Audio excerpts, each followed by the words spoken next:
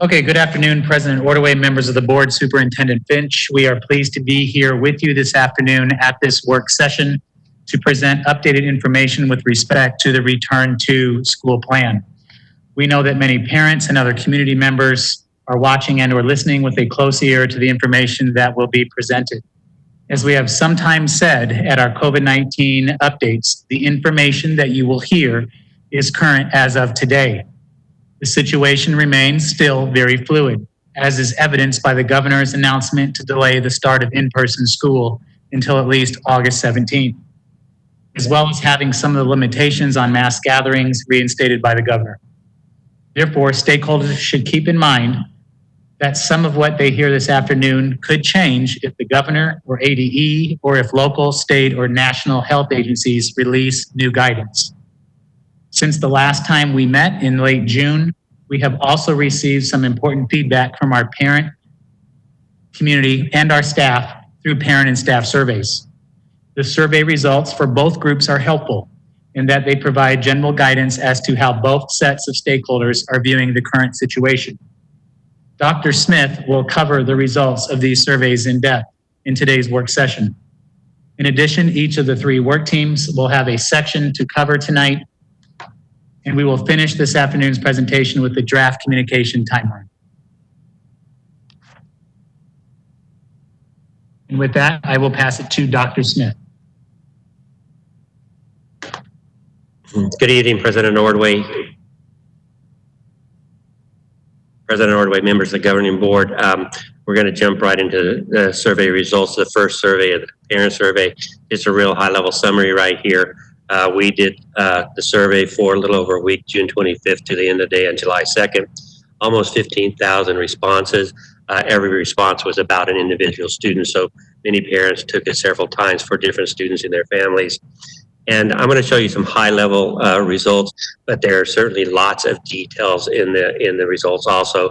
You can drill down by school, you can drill down by a grade level to look at what might be happening at a certain grade level or school.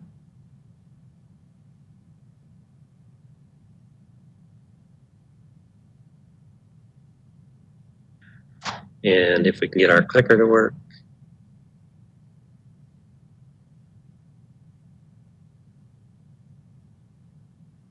So this first slide is, again, from the parent survey. This is a slide that asks the parents what, at least currently at that time, what would be their learning option when their child starts in the 2020-21 school year.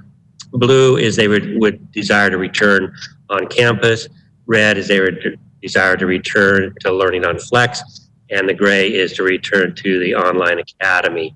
You can see almost 60%, it was 59.4, I think, percent, said they would desire to return on campus.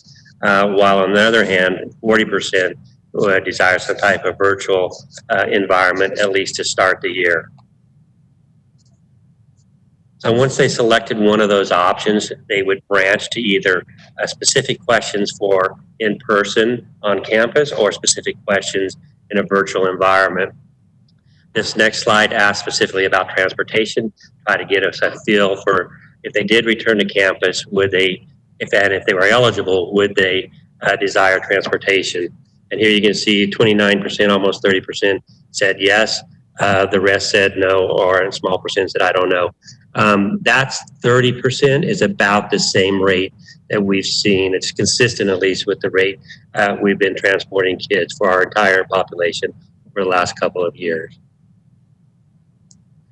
This might be a little hard to see, but this is a question that asks about school-provided meals. We did ask that for all three learning options because we would still provide meals for on-flex students or Deer Valley Academy students if they needed them. And you can see the rates. The top left is the on-campus students, and the blue is a yes answer. They're about 43%. The middle one is on-flex, about 24%, and Deer Valley Academy, 20%. And so you can see that far more students returning on campus would use those meals, but still it creates something for us to look into for those virtual students, how we would get them those meals if they needed them and desired them. And here's a question that talks about having access to device. So this is specifically from the now virtual environment. And you can see for both Flex and the Deer Valley Academy selections or the online selections, the vast majority that have the device. You can see that there's still 8% that say no, though. And when we do our next survey, where we actually get student names and IDs, we will know who those exact students are that do need a device. Then we ask them questions about what concerns them related to coming to fully in-person instruction.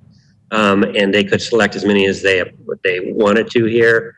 But you can see the top one was school cleanliness, and the second top one was social distancing, which are certainly parts of our return to school safely plan that you'll see later in the presentation. And again, sorry for the amount of information on this slide, but this is the same question, but what concerns them about returning to an online or remote learning environment.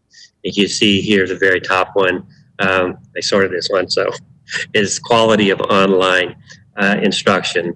And then, you can go down and look through all of those. You can see their social interaction and social SEL are a big component for many of these. And then you can see that grading was probably not as important. But, physical health was not important, and down to the very bottom where internet access was not as important for most of the parents that answered this survey. The staff survey was launched during the same time period, June 25th to the end of the day, July 2nd.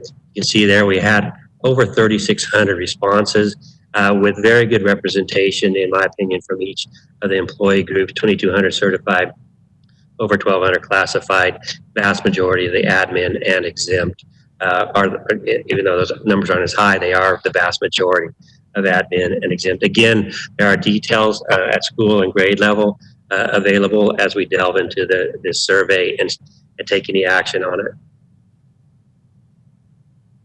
Here's a very similar question that we asked parents, but now to staff. It's about their plan of coming back when school does resume.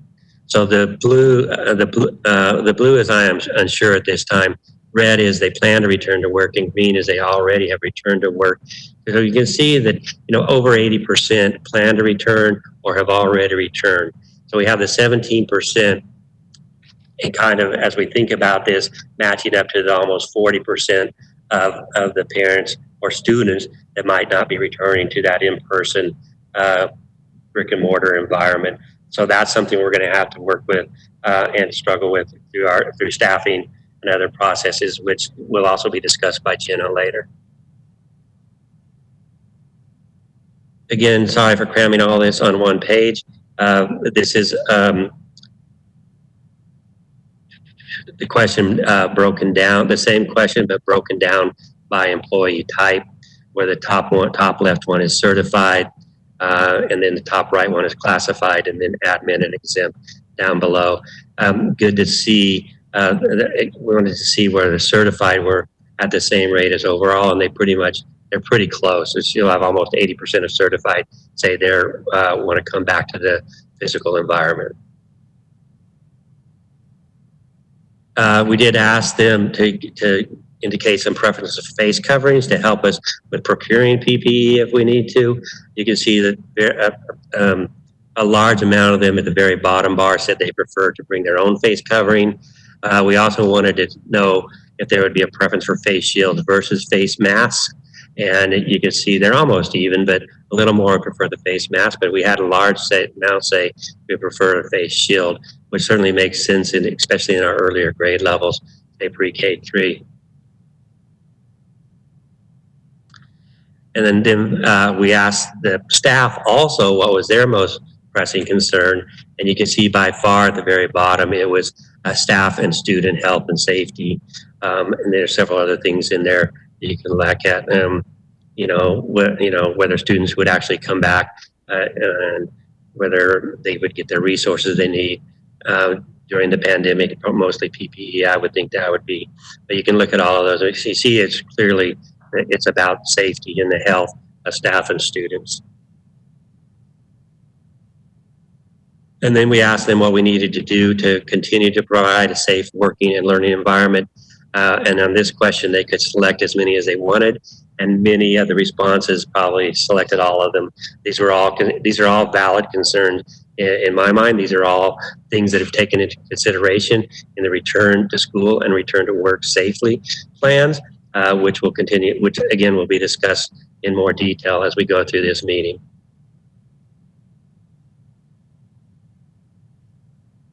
And I'm going to pause now, I guess, and see if there are questions. Do we have questions yet? And President Ordway, if I may, before we go to questions, I want to go back to the slide on meals with food and nutrition. And I would ask at this time, Mr. Miglerino, if you could perhaps come online and just update folks as far as for those who are intending to do the flex or online option and how we are planning for the meal distribution, because there are some complicated factors with that. There are some federal guidelines that govern that. So perhaps you could come on and explain a little bit about that. Definitely, thank you. So just within the last 2 weeks, we've received notice that there will be some federal waivers that will give us the opportunity to continue to provide meals for students, even if they are not actually participating in an in-person or on-campus learning environment. The details of that still need to be worked out. Unfortunately, it is not like the summer feeding program that we currently have, in which we can feed everybody that that comes to one of our locations.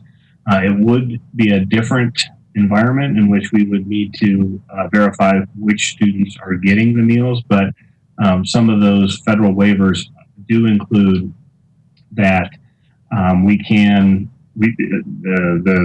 requirements without the waiver would be that the meal has to be consumed on the premise, but that with the waiver, that is not the case. But it is not a waiver, and we're still advocating for this through professional associations to be able to see if we can get more of a summer feeding environment.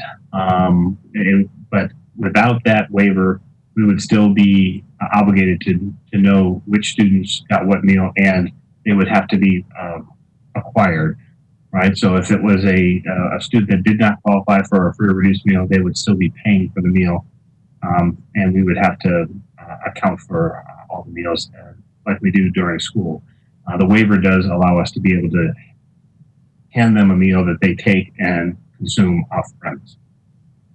So question, Jim, so because really online school is real school now, that is our new real school, you're saying that our free and reduced kids would get their meals at the same cost or no cost.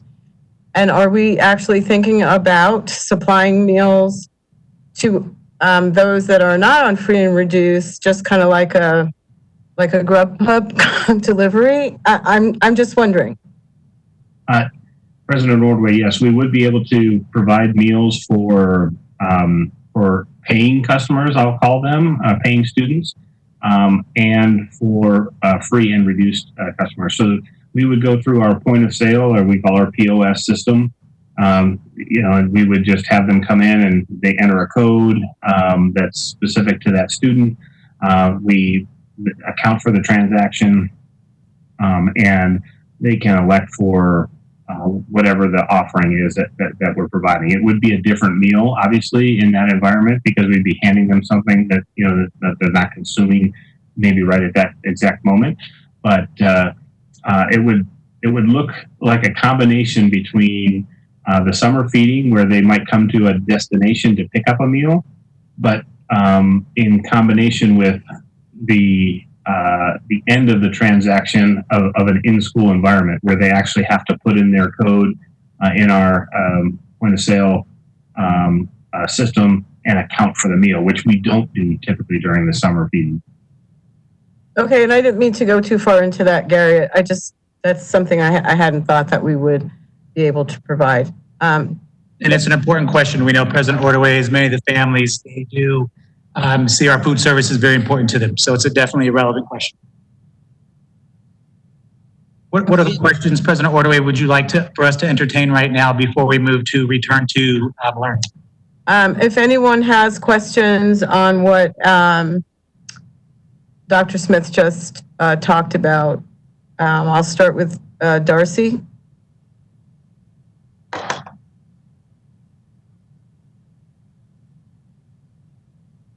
I don't have any questions right now.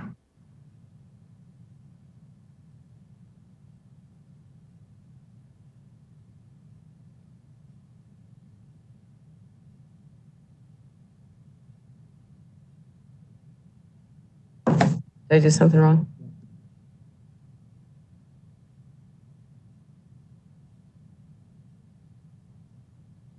President Ordway, you're muted. Well, not now, but I was when you asked me. Okay, so should we continue? I have a question. Okay. So I'm just curious, Dr. Smith, in the survey, what was the descriptors for parents for the different options? So if you said learning on Flex, how was that described to parents? What did they understand that to be? What did they understand learning on campus to be? Learning online is maybe a little bit more self-explanatory. But I'm just curious, like what did they know about each of those options that might have affected their choices? President Ordway, Ms. Frank, the descriptors were the exact descriptions we have on the website under each of the three options, the short description. And then there was also a link provided in both the invite and in the survey to go to that webpage to see the more detail on each of those options. But in the survey format, it was just a short 1 to 2 sentences description of each of those options. Is it anywhere on the website where the parents could have gone? Because I've gotten a lot of feedback from parents. I've had some parents who said, we don't want our kids to come to a school where anybody has to wear a mask, and we want it to be as normal as possible. And obviously, there's going to have to be things put in place that are not what we think of as being normal school. And I'm wondering if parents aren't aware of that, if that might have affected their choice. If they're thinking going back to on campus will be just like the first day of school last year, could that have affected the survey results?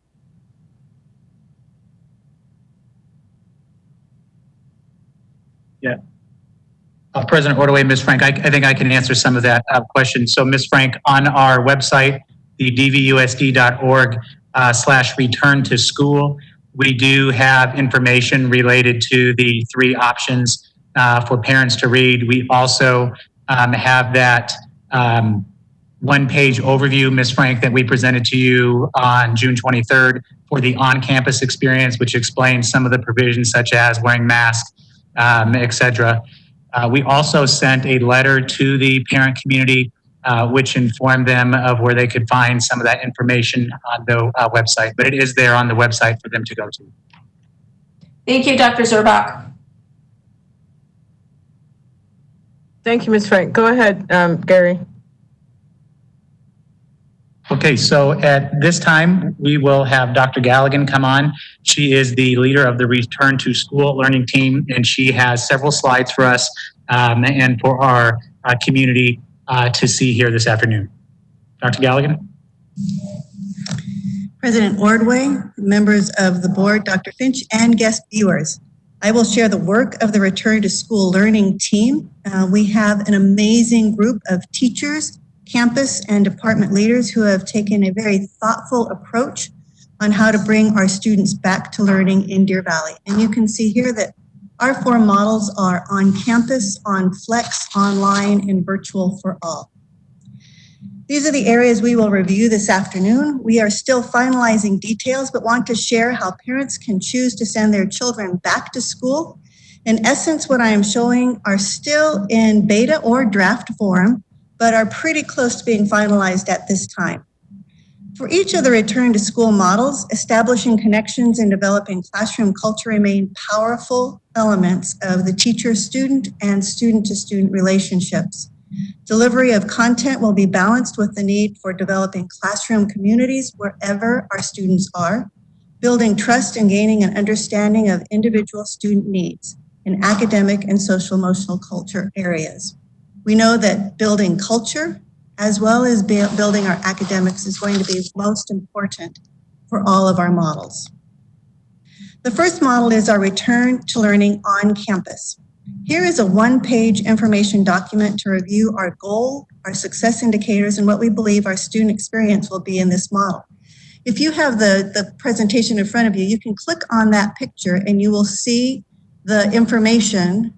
If it pulls up, this is our return to learning on campus document. It will be on our website so that our community will see what is our goal for this model, what are our success indicators, as well as what is the student experience in this model. And you'll be able to take a look at this. Hold on just a moment. I can see it up on the big screen, but it doesn't look like people can see it here. So if you'll hold on a moment, we'll figure out what's going on. But I'll continue to talk about this particular model. Our on-campus model is really to have those students whose parents want them to have a more traditional and normal back-to-school experience with, of course, safety considerations in place. So this is that one-page model, and I'll show you all four in just a bit. But we'll go back now to the presentation. Hold tight, and here we are. As you can see, the rationale for this model is really to provide, as I said, that traditional or fairly normal model of starting the school year. As the first parent survey indicated, almost 2/3 of our parents intend to send their children back to the on-campus model. We believe strongly in keeping students safe on the campus environment. So you can see some of those considerations and how we intend to decrease passing time between large groups of students. And that can be found in our teachers. Let's see. We need to go back. Here we go. You will see that in how our K-5, 6, 8, true middle school, and 9, 12 children will work with their teachers. So for example, in kindergarten through 5th grade, our teachers will rotate rather than students. There are certain situations where that won't be able to happen. For example, for our gifted classrooms, kids will still go to their teacher who gives them that gifted instruction. For grades 6, 8, mainly in our K-8 schools, it will either be a block rotation or we'll utilize that teacher rotation as well. For our 3 true middle schools, we'll be on a block rotation, as will high school. And there'll be more information out about block rotation for now. But the main purpose there are those safety considerations in decreasing student passing time outside of their cohort. You will also notice that our teachers will need to follow the DVUSD pacing and scope and sequence in both the on-campus and on-flex models, so that when students transfer back from on-flex or to on-flex, they enter learning at the same time frame as their peers. All K-12 classrooms will be one-to-one with devices this year. That's kindergarten through 12th grade, and we are so very excited and much appreciative of our community for approving the past bond and our IS&T department for working diligently to make that happen this year. All teachers will maintain their courses and instruction in a learning management system. This benefits students in a few ways. They become familiar with utilizing either Canvas or Google Classroom. And if or when we must move to a virtual for all model, students can shift easily because they are familiar with the system and have had consistent use, and it's been part of their daily learning. We know that right now being agile and being able, the key word here is pivot. Being agile and being able to pivot successfully for our students and our teachers is most important.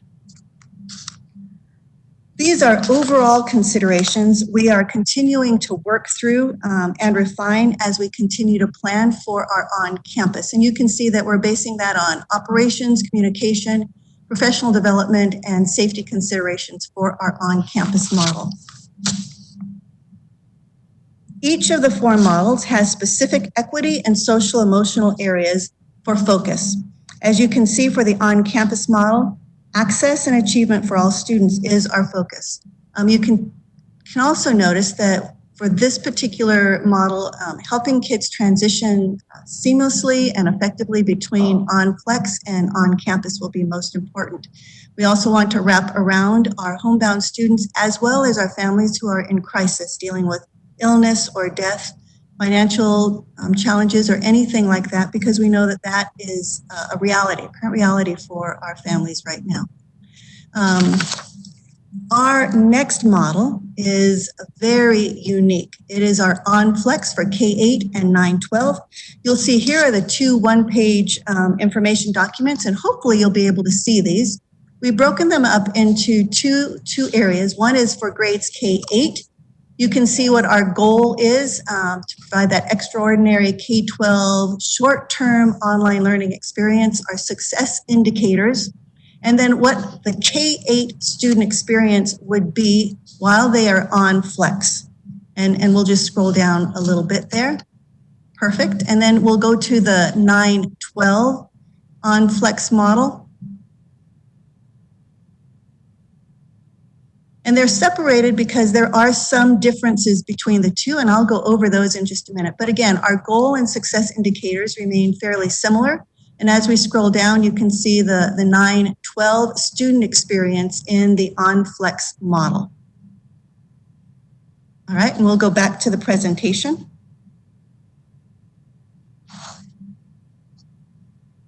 The rationale here is to provide a short-term option for parents with the intent to return back to on-campus within the quarter or the semester. Keyword here being short-term, whether that's 4 to 5 weeks, a quarter, or a semester. It is short-term because we will be in line with our pacing and scope and sequence for all content areas between the 2 models, and want to make sure that kids can get back to in-person as quickly as possible. The on-flex model provides the best of both worlds with both synchronous and asynchronous learning in that short-term environment. And the best of both worlds because our kids will be able to see their teachers as well as be able to work on pace and then transfer immediately into their brick and mortar school when the parent makes that decision. Similar to the on-campus teaching and learning, teachers will be on pace with their scope and sequence for their content area and core resource. So again, when students move back to on-campus, it is seamless and easy for them. In addition, we are working to ensure students can participate in hands-on learning in both on-campus, on-flex, and virtual for all. For example, at high school, we are developing checkout processes for loaning CTE equipment such as cameras, medical equipment, baby simulators, etc., for distribution of CTE consumable supplies for learning, again, such as cooking ingredients, athletic tape, project kits. Those are all in development and will be finalized prior to the start of school. So our goal is still to provide robust learning for our kids in all environments. Additional program information includes ensuring students understand safety procedures for being in an online environment and specific training on how to access all learning resources. As with all models, the on-flex teachers will continue with teacher collaboration around student learning, and that would be true for on-campus, on-flex, online academy, and virtual for all.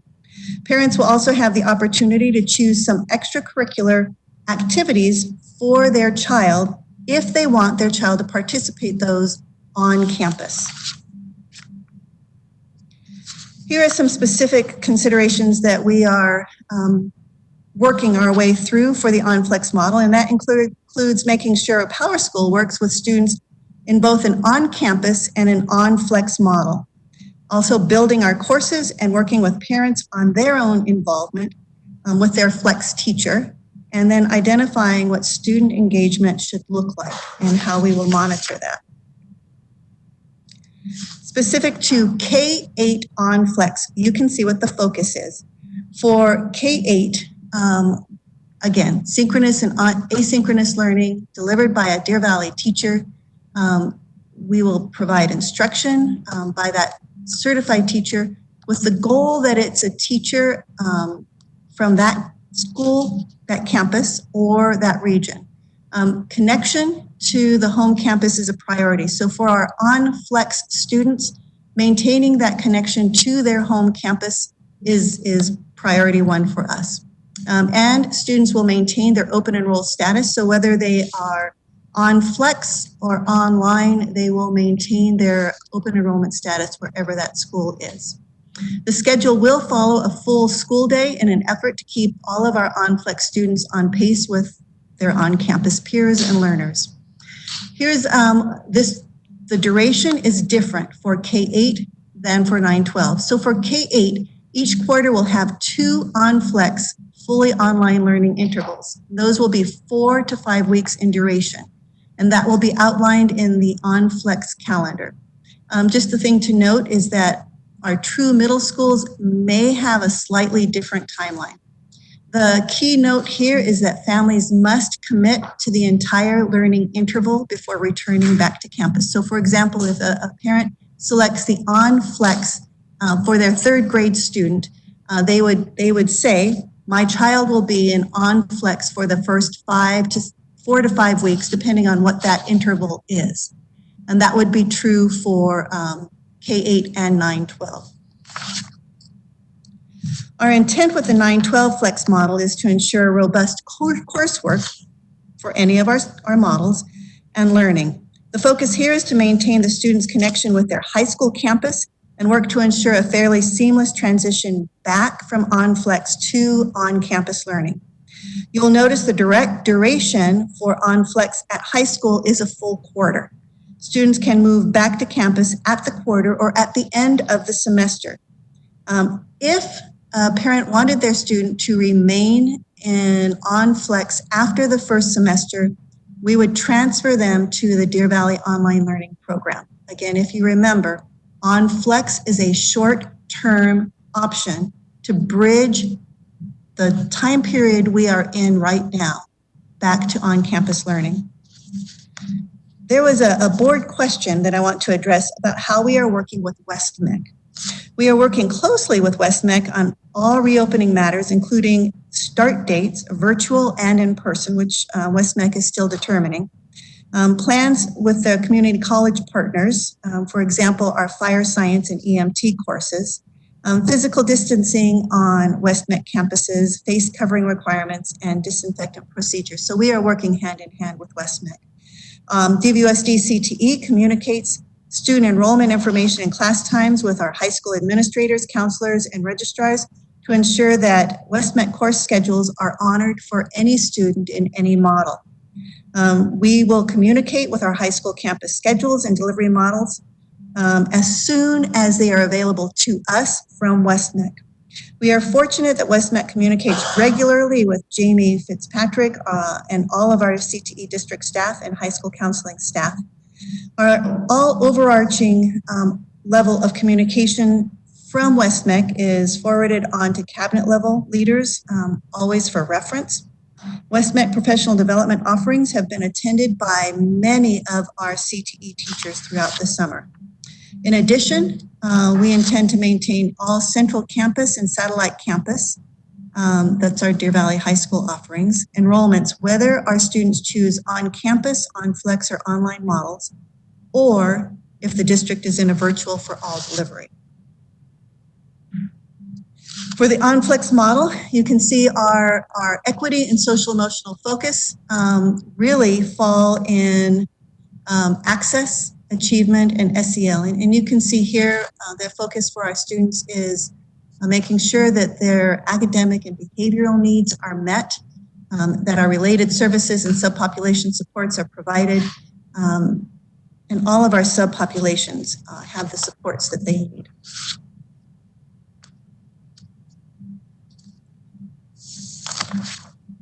Our third model, we are very excited to say, is our return to learning online in our Deer Valley Online Academy. You will see the one-page information document here, again, with the goal, success measures, and the student experience in the Deer Valley Online Academy. This is a K-12 program, similar to OnFlex, which is K-12 as well. I am proud to remind you that Deer Valley is one of the first 5 districts to provide online learning in Arizona since its inception in 2007. The Online Academy is a comprehensive year-long program. And we'll go back now to the presentation. The rationale, as you can see here, is simply this is an option for our students and families during an uncertain time when parents feel they want their child to have a year-long off-campus solution. It is robust, we have experience, and we are successful in our current Deer Valley Online Learning Program, as well as what we are building for our K-6 model. Our online academy has DVUSD built courses and will utilize both asynchronous and synchronous learning. For any of our online models, OnFlex, Online Academy, and Virtual for All, documentation of learning will occur. That's just another way to say we will be keeping attendance based on learning minutes. And that is very typical for an Arizona online school. As in the previous 2 models, Deer Valley curriculum, resources, and assessments will be used. Canvas is the learning management system used in both the Online Academy and OnFlex models. As in the OnFlex models, parents may choose to have their students participate in an on-campus extracurricular activity should they choose. And as I mentioned before, in all models, whether teachers are on campus, on Flex, on Academy, or Virtual for All, they will continue to engage in their PLC collaborative teams. Some of the ongoing considerations for this particular model include ease of registration for our parents, coordinating our support services, ensuring that our courses are built, and that we have support for teachers, students, and parents with technology. Similar to other models, the equity focus aligns with achievement, access for students, and social emotional learning. And you can see these are very similar, although each of the models has just a slightly different twist to how we will provide equity and social emotional focuses. So our last model is our Return to Learning Virtual for All. This is a model when we have mandated closures.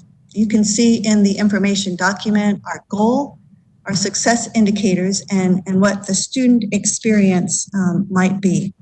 You may think this will be similar to home learning in the spring. However, it cannot and will not be similar at all.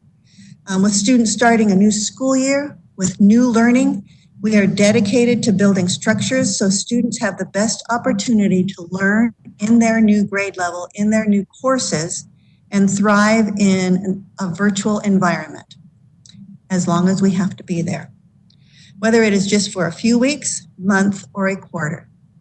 You can see the one page, as you saw the one-page document, we really intend to be very different than we were in the spring. And again, all 4 of those one-page documents are available to you. You can just click on them, and they will be posted on our website, I believe, by end of week. And we can go back to the presentation now.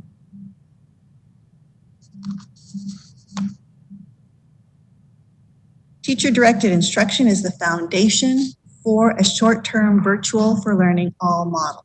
You can see again that we intend to have our students engage in instruction through that internet-enabled device, through a learning management system, through both synchronous and asynchronous instruction. And as I mentioned before, you should see similarities here from both the OnFlex and online academy models, as we believe in using what we know will work and best practices built into those two models. Remaining on pace with content curriculum and building in time for intervention in SEL blends both the academic and social area needs that we know our students and teachers will have in place. Both are very important for our students as well as our teachers. And as I've noted before, embedded supports are going to be provided or will be provided or are provided for all students. And that includes our general education students, our subpopulation students, our gifted students, and our students who need specific intervention with Tier 1 and Tier 2. Again, similar to other models, all teachers will instruct students on online safety procedures in that and learning environment and help them with technology training so they can move seamlessly, whether they are a kindergarten child or an 11th grade student. And then, as I've mentioned, educators will continue to engage in their PLC collaborative teams. The equity and social emotional supports, if we are in virtual for all, really fall into two areas. Access, ensuring that all students have access, and that we are attending to both our student and our parent and our teacher emotional needs and supports. You'll notice in the second bullet that our goal is to ensure that all students, this is the equity access, have a device and have Wi-Fi or the ability to connect with their teacher in that learning management system. Based on potentially an individual case, we would offer a paper alternative only as a last resort. And I will say that this will have to be approved by me because the goal here is to start the school year with new learning, new content, and all students having that ability to access their teacher and learning in similar ways as their peers. And you can see, as I mentioned before, that social emotional learning will be a huge part of all of the models. And one thing that I'm excited to share is that next week at our school board meeting on the 14th, we will be showcasing our social and emotional framework, the Deer Valley Social Emotional Framework, and the supports and resources built in, the timeline, and the expectations for our schools with that. We're very, very fortunate to have a team who has been working on that this summer. I am proud also to share that we are building our own K-6 online courses, along with some middle school elective courses. We already have had curriculum built through our Deer Valley Online Learning Program for 7-12 with 80 courses, and we will be working with our high school teachers to continue to offer singleton courses that aren't currently available through DVOLP through a robust flipped classroom model. And as you know, a flipped classroom model has a couple of meanings, but it's really giving kids the opportunity to access learning initially and then come together, whether it's online or on campus with their teacher for discussion and projects and working together. We truly believe that Deer Valley built courses have amazing benefits. They use our own curriculum, resources, and assessment. The new curricular resource adoptions that we have in place, and if you remember, you all approved our K-5 ELA adoption just last spring, as well as our K-2 science, as well as some of our EL adoptions. And we believe it would be a travesty not to utilize those curricular resources that we have identified as most effective in meeting Arizona standards and meeting the needs of Deer Valley students. We also believe that we have identified the essential standards for each of our curriculum areas. And with that identification and the work of our professional learning community, our teacher collaboration teams, we need to utilize those that we've identified, taught in the past, and continue to teach. We also know that using our Deer Valley teachers and support staff experts to create what they know best is what will give us a quality product for our students. We will be able to build in our own social emotional framework that I just mentioned, as well as the structures we have in place for multi-tier systems of support for intervention for students. We'll be able to leverage our Deer Valley successful course building process and protocol that we have used and refined and pretty much polished over the past 10 years. We also have heard pretty strongly that having our own Deer Valley courses that utilizes our own curriculum, resources, assessments, teachers, essential standards will be a draw for parents, not only in our district, but outside of our district. For example, we have heard from a parent who said, your neighboring district is using Florida virtual. So if you are going to have Deer Valley built courses, I will bring my child to a Deer Valley built course rather than a commercial purchased course. So we believe this will be valuable for our district as well as our students. And then our professional development will be specific to Deer Valley resources and content in a Deer Valley virtual environment using a Deer Valley learning management system and leveraging Deer Valley pedagogy. So we feel very strongly that this is important for us. You can see on the right side the timeline, and this is a ambitious timeline. We have a team that is beginning to work on this.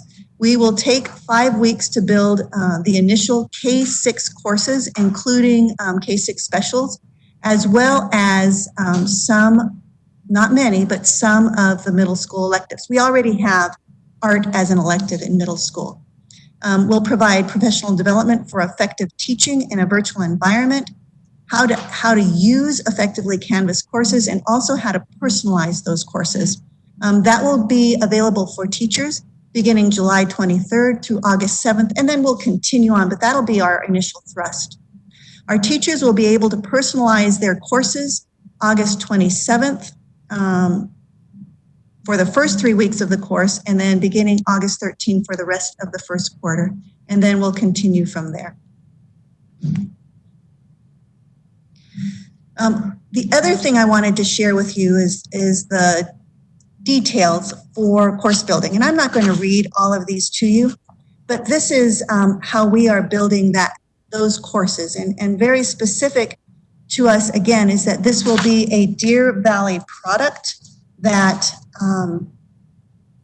we will be proud of and be able to leverage beyond this fall, this year, into the years to come, so that our courses will be the foundation of a very strong program and very strong learning for kids. The other thing that I want to go back to that I think I might have missed is that these courses will be used by our on-flex teachers, our online academy teachers, and our virtual for all teachers at K-6. So when you think about the value of our course building at kindergarten through 6th grade and the use that we'll be able to have for these courses, and then our individual teachers to be able to personalize that course for themselves, similar to the way they personalize their classrooms, this gives us great value as well. This is just a very brief snapshot of our initial looking at this. So you can see what a potential kindergarten ELA course might look like. We've broken it out into weeks. If you look on the top right, you'll see that there is the content areas, and there are many of them that kids will access from their teachers. If you jump down to the bottom left, These will be optional, and I'm not sure that they'll be activities, but they will be optional areas that teachers use with children. And in that box, I want you to see where it says Parents Corner, because what we will build in here for our parents is specific professional development and training for them to be successful supporting their child. And when you see the details on the bottom right, every single week we'll have this type of information for parents. For this particular week one, how to complete an assignment, navigate a grade book, record a video, send a message in Canvas, set notifications, write on a PDF, all of those kinds of details. So parents will have plenty of support for their child in a Deer Valley Built course. The next area that I'm excited to share with you is a program of professional development that we are building and have in place actually right now for our pre-K-12 teachers to support the use of technology resources along with the intentional use of technology in an instructional planning and delivery model. And that's in every single one of our areas, on campus, on Flex, online, and virtual for all. The PD offerings will include multiple sessions on learning platforms such as Canvas and Google Classroom, technology resources such as Google Drive, Google Docs, Slides, and others, student devices such as iPads and Chromebooks, instructional planning with technology for differentiation within the grades in K1, grades 2-6, and 7-12, high school, and targeted instructional strategies that effectively make use of technology for engaging learners in an on-learn environment. Now, I will say that what I'm talking about here is very specific to the situation we find ourselves in with models of choice. However, all of the other fall trainings that we always have in place are continuing. So we still have our 2 days planned with our new to Deer Valley teachers that will have professional learning for them that's specific to their content area and grade level. We have specific training in place for Dreambox and all of the other resources that would happen in a normal, typical year. All of that is going on as well, but I am only framing for you the professional development that is specific to the unique situation we find ourselves in right now. Teachers can attend the virtual video training sessions or view video recordings. To accompany the video training, modular training is being developed for on-demand access by teachers within the Deer Valley Technology Hub in Canvas. And if you remember, our Tech Hub was a very useful tool for us last spring. It is broadened and expanded in its scope. The focus of the video sessions and online modules are aligned to provide access to the training in multiple formats. Support for teachers will continue to be available into the school year through ongoing access to the recorded sessions and training modules, plus provision of support from curriculum specialists, PLC coaches, and others. Additional PD opportunities will continue to be identified and developed to support teachers throughout the school year. Click on to the next one. Oops. There we go. Support will be given to teachers relating to student engagement in response to the home learning survey, where 48% of teachers responded that they felt they needed more support with engaging students in distance learning teaching. We will do this through Zoom training that leverages ways to increase the engagement of their students. We'll model best practices is what we'll do. Offering examples of different online class structures that allow for changes of students' state independent learning, flipped classroom instruction, scaffolded relationship connections, as well.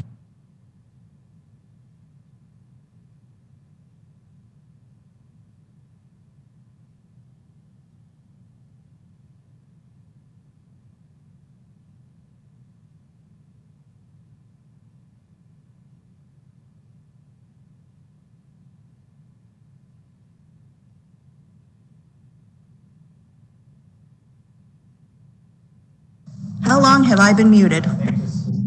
Okay, good. Okay, so I apologize. I must have gotten too excited sharing this information with you. So our DVUSD CT, I'm excited.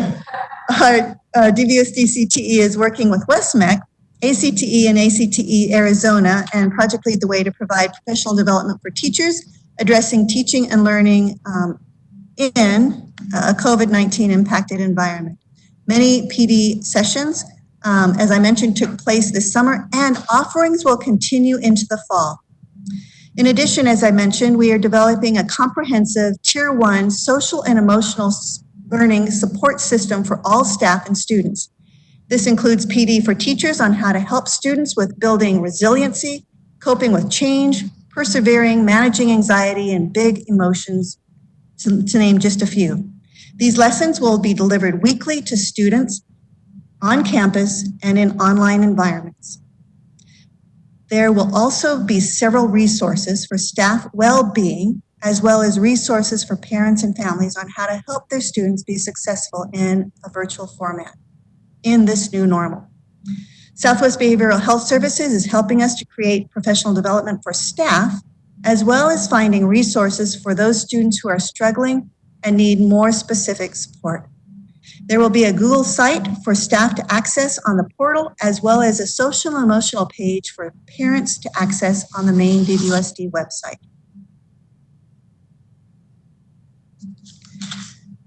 This is our technology kickoff schedule. And so you can see we have 2 days.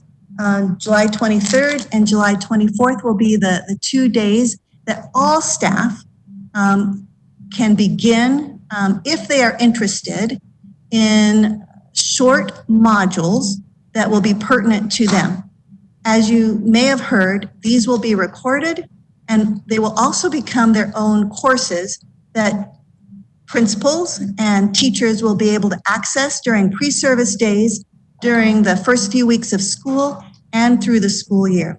But right now, this is going to be our initial thrust, and you will note that there are areas that I mentioned before, Google Docs, Google Classroom, Google Form, teaching with technology, effective instruction and planning, how to effectively use iPads and Chromebooks. It's a plethora. And I'm very proud to say that Michelle Coots and her team of teachers and educators have been working tirelessly over the last 7 weeks to ensure that we are ready and able to support our teaching staff and our support staff with moving into more virtual environments. And with that said, I am finished. Thank you. Dr. Galligan, thank you very much. A couple of questions for you. I know that the board and some parents have asked for a general idea, Dr. Galligan, about the amount of screen time for the Flex and the Academy. Could you give to the folks that are listening just a general overview of what they might expect for those two models? So for both on Flex and online, we will do our best to balance both online and offline learning. As far as a number of minutes, at this moment, I can't give that. That will be something that we will be finalizing within the next week or so. We do know that having little ones sit in front of a computer for an extended period of time is not effective. So built into our full day will definitely be brain breaks and movement breaks. In addition to, if you heard me say, we are also building those supply packages. That's one of the things we'll be working on, so that when we have activities that require hands-on learning, that would be something that a student would step away from the computer and be able to utilize.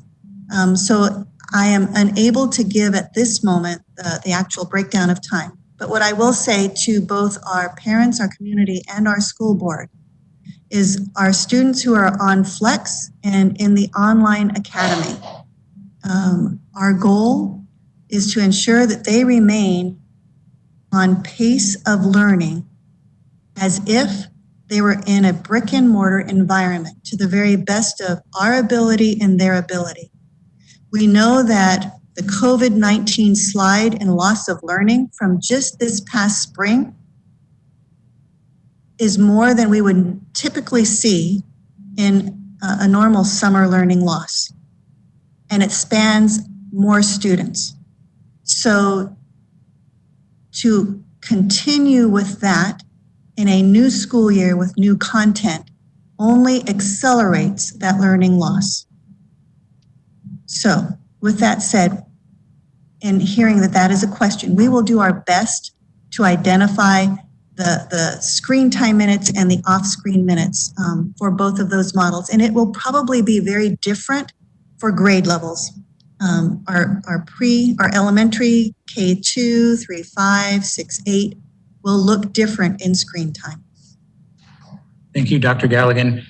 President Ordway, if I may, just a couple of points to echo and affirm from Dr. Galligan's presentation before we open it up to questions.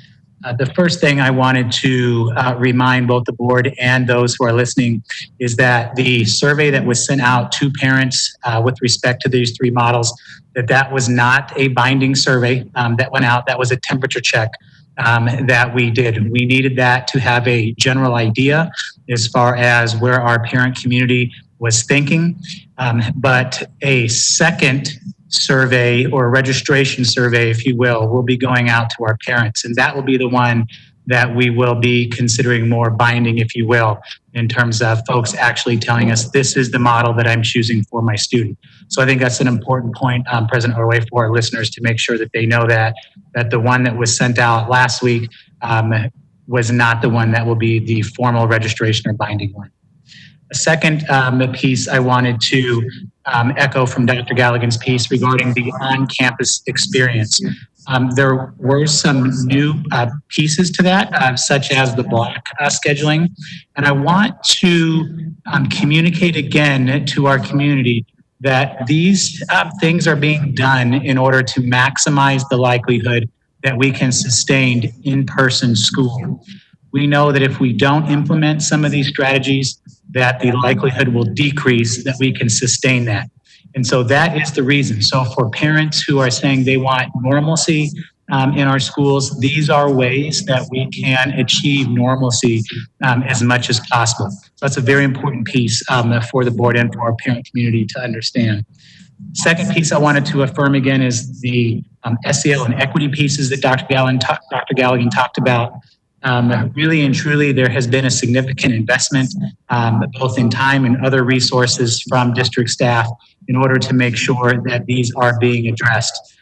For instance, we just had a collaboration between Dr. Galligan's department and ALS last week and Student Support Services with some of our psychologists as they look to identify resources for students that would fall into a tier 2 category that would have any COVID-19 concerns. And so that's just one example of the many pieces that are going into place for our students for next year. Third piece I wanted to echo again is the point that our investment in the PLC will continue. And so that's not something that is going away. We know our community and the board invested in that, in us, going back multiple years now. And so that will continue that work. We know Dr. Chunis will make sure that that continues and we will refine our skills with that. I also wanted to affirm Dr. Galligan's piece about some of the parents who have made comments regarding that they want a DV quality product. And that really and truly is the case. My email inbox has certainly been tested over the past month, and I have received many emails from both parents inside Deer Valley and some from outside saying that they do want something specific, a DV curriculum, not something that is purchased from the outside. And so I think that is an important point. And lastly, I just wanted to thank again Dr. Galligan for her work on this. This truly, to say this is a heavy lift would be a dramatic understatement for this. The team has put much effort into providing options, and in fact, multiple options for our parent community so that they can choose what they believe is best for their children in the 2020-21 school year. And so with that, I would give it to you, President Ordway. Thank you, Gary and Gail. And I've got questions later or for you after Ms. Tweedy. I wanted to ask two things. The first being with the governor's executive order that school could start in person no sooner than August 17th. Will the plan be to enroll all students in the flex model until the governor gives us permission for in person, and then transition those who were going to go in person? And then the second question being, is K-6 now going to use Canvas as opposed to Google Classroom, or are they still using Google Classroom? I can answer that one. President Ordway, Ms. Tweedy, for your first question, as Gary mentioned, a survey will be coming out to our parents for registration or sign up in on campus, on Flex, or online academy. Whatever they identify for their child is how their child will start the school year. If we start the school year August 3rd, we will be starting virtual for all. And so those students will start with the teacher in whatever model they're in. If the parent indicated on campus, they're starting with that on-campus teacher virtually. So Dr. Galligan, I don't think you understood my question. Teacher, I'm saying virtually. If the parent identified online academy, they're starting with the online academy teacher virtually, obviously. So our intent is when we start school, the teachers start with the teacher in whichever model their parent has identified that they will be working with. So I guess the actual question was, when are we starting school? The second question is, because of a statute requirement for Arizona online instruction for minutes to be loaded up to ADE, we will use a program called My Hours. And that program is through Canvas, because Canvas is our district approved learning management system. So what I'd like to do is break down your question, Ms. Tweedy. If kids are in an on-campus environment, teachers at K5, K6 have the option to use Google Classroom or to use Canvas. 712 on campus will be Canvas, as it has been, because we don't have to worry about accounting for student time online. For our on-Flex and our online academy, we are building our courses in Canvas because we'll use My Hours as that accountability resource that we'll use to upload to ADE our minutes that students are online, and that is a statute-driven requirement. Now, with that said, in the past, we have said teachers can use Google Classroom and link it into Canvas. I'm not sure how that's going to work exactly if all of our curriculum, resources, pacing, and everything is completely built into Canvas. I'm not going to say that it's not possible, but that's not, we didn't go in that direction yet. So I hope that answers those two questions. And I also would say, Ms. Tweedy, I know that you, I believe it said something, so we'll turn our volume on. We need like a second of pause in between when we talk, because we can't hear until we turn our volume on. But a couple of things just real quick that I would add on would be regarding that registration survey to our parents. Again, we do intend to send that out later this week to our parent community. And so that would most likely be Thursday, but it could be Friday. But again, we do intend to send that out. And secondly, Dr. Galligan did mention the piece about virtual on August 3rd. And I do want to let the board know in our parent community that we do intend to begin school on August 3rd virtually. So even though we are not permitted by the governor to have in-person school until August 17th, we are intending to begin virtually on August 3rd. And it would start the way that Dr. Galligan described with respect to the teachers in those models. So with that, I'll turn on the volume and we'll be able to hear you, Ms. Tweedy. So thank you. That was actually my question, when is school starting? And then, so the people who pick in person on your second survey, say they pick in person again, and we know on August 3rd they can't attend in person. Will those people just automatically go into the on-flex model until the governor says they can go in person? Yeah, hold on just 1 second. Come on. Go ahead. Ms. Ordway, Ms. Tweedy, no, it won't be the on-flex. It's that fourth model, which is called virtual for all. And so, as I mentioned, virtual for all will be similar to on-flex, but it will be its own beast. And we are, as I mentioned before, continuing to work and fine tune those details. But the cool thing is that for K-6, our courses, we will have built courses and be able to utilize those whenever we start. In starting on August 3rd virtually, we'll have a report for you on next Tuesday's board meeting on what that will look like specifically. It will more than likely be a soft start for that first week, and we'll explain that a little better in our COVID-19 report next week. But I think what you're asking is, will our teachers be on flex teachers when all teachers have to teach virtually?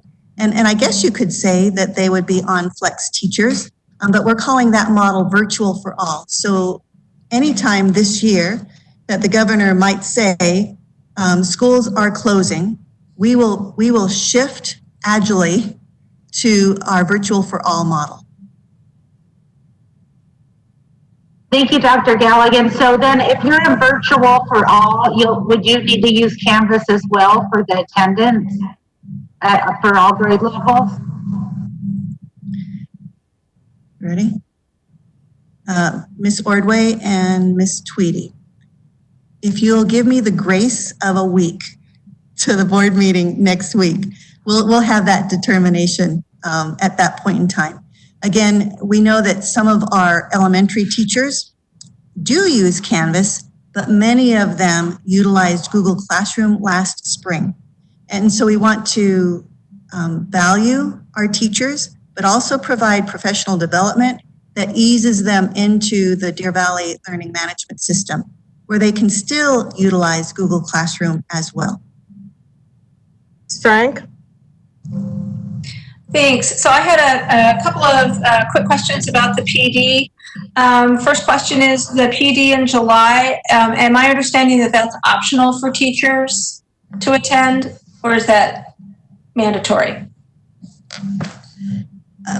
Ms. Ordway and Ms. Frank, obviously it's optional. Teachers are not on contract yet, but we have had, I can't tell you the amount of requests from teachers already about professional development and how can we access professional development. As I mentioned, this is just the kickoff. All of those training modules and courses will be available after this date and will be utilized as well during those pre-service days. But for our teachers that are just really want to begin to feel more confident, they have this option. And I forgot to mention that we will have 50 plus substitutes, long-term substitutes as well. And they too will be receiving this same training, and they will walk hand in hand with our teachers in both training and in the courses that we build. Okay, so it sounds like you are providing an opportunity for teachers to get ahead of the game if they want to with this PD, and they'll also have additional opportunities to receive the trainings during pre-service days when they're on contract. Is that how I'm understanding it correctly? That is absolutely correct. So one other quick question.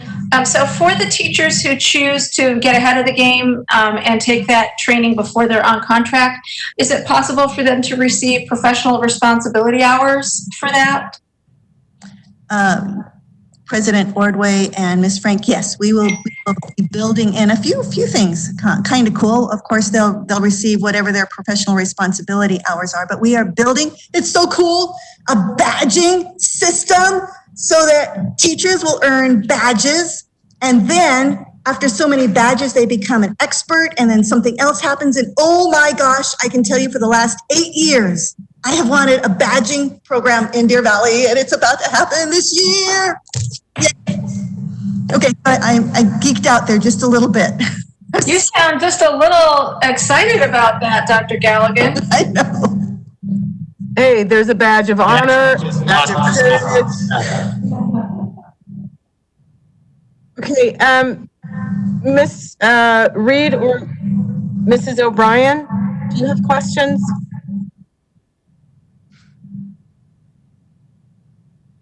I just want to convey that I've had a couple of staff members reach out that are concerned that we don't have enough time to get everything up and going by the 3rd and with teachers trained and feeling comfortable.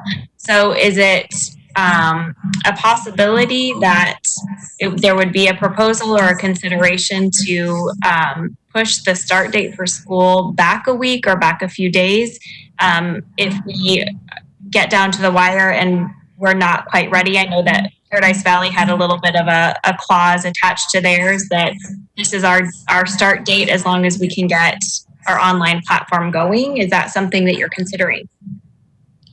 President Ordway, Ms. Reed, I believe that is a topic later in this presentation, but I would like to assure you that we believe for the vast majority of our teachers that we will have them ready and they will be ready for children. Now, with August 3rd start, that's still going to be really difficult to start academics. That's why we are really reviewing the possibility of a soft start that focuses on building those social emotional supports, building connections with kids and teachers, building both kids and parent skill sets so that for a portion of the day that the teachers with the students, that's what they are working on and focused on. And then another portion of the day, the teacher has some time to be able to personalize courses, receive that training, and move forward. But if you'll wait till the end, near the end of this presentation, I know that that is a topic that we will be discussing. Mrs. O'Brien? Thank you very much. I have a couple of questions about, first of all, the on-campus learning and the teachers rotating and not the students. Will we have some built-in for the students? I guess there's going to be some times when the students have to transfer or change classes at the high school level, correct? Oh, well, that's different. So, President Ordway, Ms. O'Brien, the teachers rotating is at elementary grades. The high schools will have a block schedule, which means they might do periods 1, 2, 3 on Monday and 4, 5, 6 on Tuesday. So they will transfer to the teachers in those classrooms. We've just limited the number of times in the day that they have that passing time. Okay, I apologize. I misunderstood when you...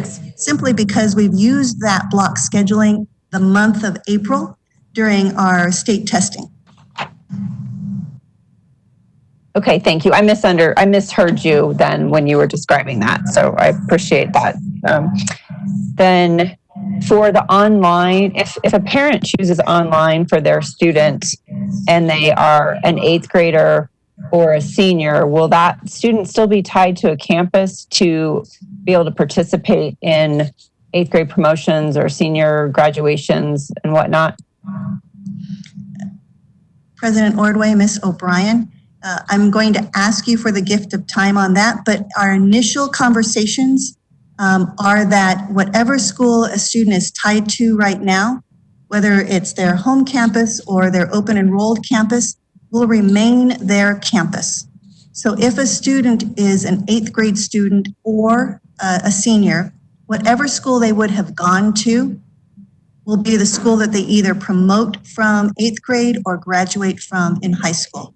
But if you'd give us just the grace of a little more time to make sure we work out those procedures. Of course, I appreciate that. And grading, if you need more time for this, but I want to make sure that we are going to be doing grades and accountability for the assignments going forward. President Ordway and Ms. O'Brien, that is a 4-letter word right there, grading. We will get it figured out.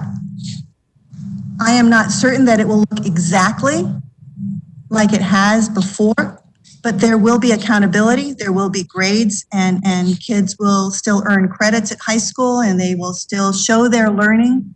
And we'll have that information not next Tuesday, I apologize, but you will have it before the school year starts. Okay, thank you. And then when we're in our mandatory virtual mode due to the governor's executive order, will our teachers that are normally in a classroom, will they continue to teach out of a classroom, or will they go to teaching at home where their students are?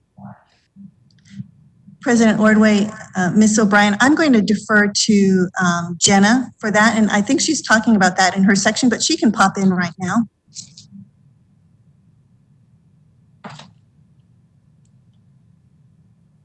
President Ordway, Ms. O'Brien, to begin, right off the bat, on the 3rd, all of our staff members will be teaching from home. We're not going to be asking anyone to come in. However, we have had quite a presence and quite a request or a group of people that would prefer to have the option to teach from their classrooms. And so Dr. Zerbach is going to be working with principals to establish a work calendar or schedule so that they know which staff members are present on campus so that social distancing practices can continue. But the understanding will be that they'll be teaching from home primarily. Thank you very much for that. Okay, I think you guys answered all the rest of my questions. Okay, I do have a couple. Go figure. So the professional development that is customary for the beginning of school is going to happen as a unified school district. Will the building administrators have some autonomy on professional development that they know their staff needs? Because some staffs really, they've got the technology down, they might want to work on the online methodology portion of it, so on and so forth. So will the building administrators be able to have some kind of latitude on customizing the professional development that they need to give to their staff in addition to what we do unified? President Ordway, that is definite. Of course, we want to ensure that all teachers feel confident and are able to effectively teach in a virtual environment. So that is, of course, number one. But we know that for our high schools and our true middle schools that will be moving into a block schedule, it is a very different way to teach in a block schedule than it is in a traditional daily schedule. We are really fortunate because of pathways. We have developed a specific guide and frame lesson for an extended period of time that we'll be sharing with our high school and middle school principals. It's been vetted by our CISs. It uses our own curriculum and scope and sequence, but it adjusts the pacing, the daily pacing. So that will definitely be some training that our high schools and true middle schools will need to have with teachers. Next would be, what kind of training are we going to be able to give to, and I'm going to pick this because I don't think K-6 is used to the online in any way, shape, or form, for the parents and the students to realize that this is now real school. Like we keep saying, oh, well, when we get back to brick and mortar, it almost sounds like when we get back, we will. I'm trying to imprint on people that this is real school. And whether it's online, it's still real school. So what kind of resources will be available to the parents and the students so they can know how to learn online?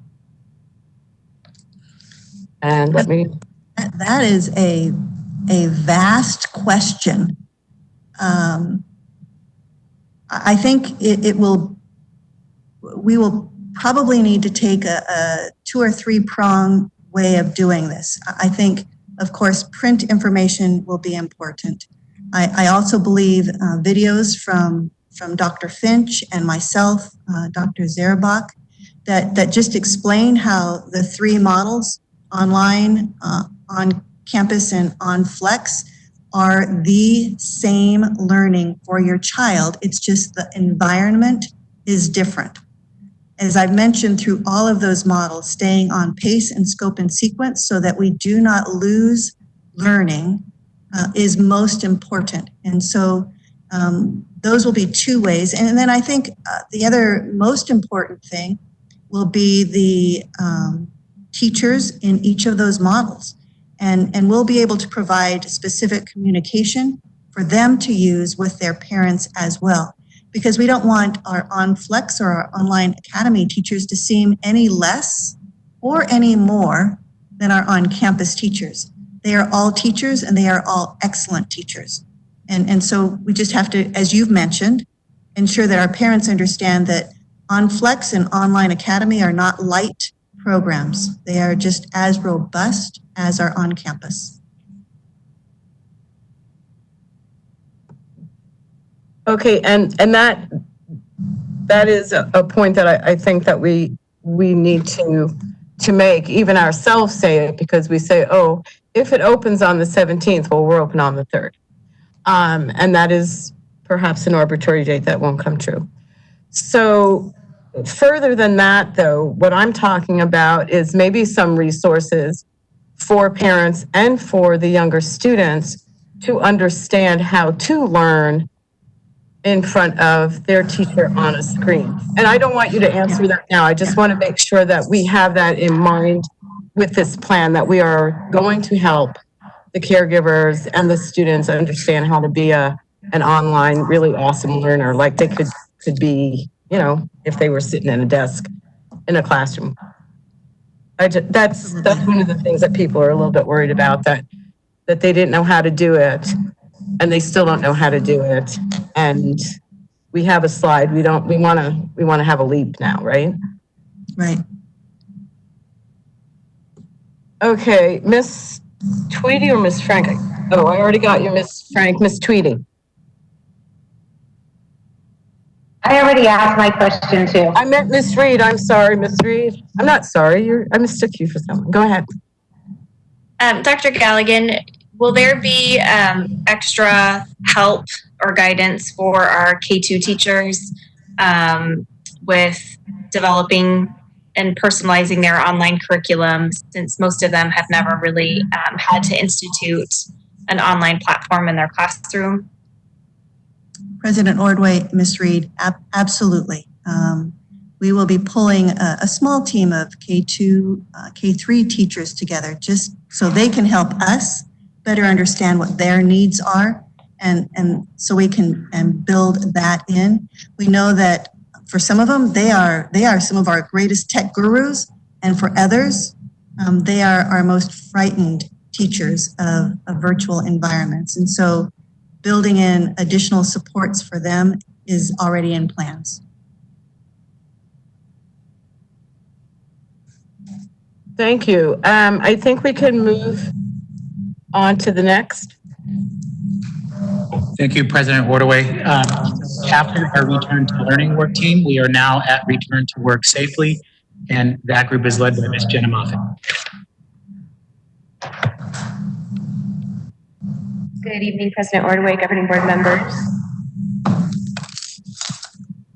and Dr. Fitch.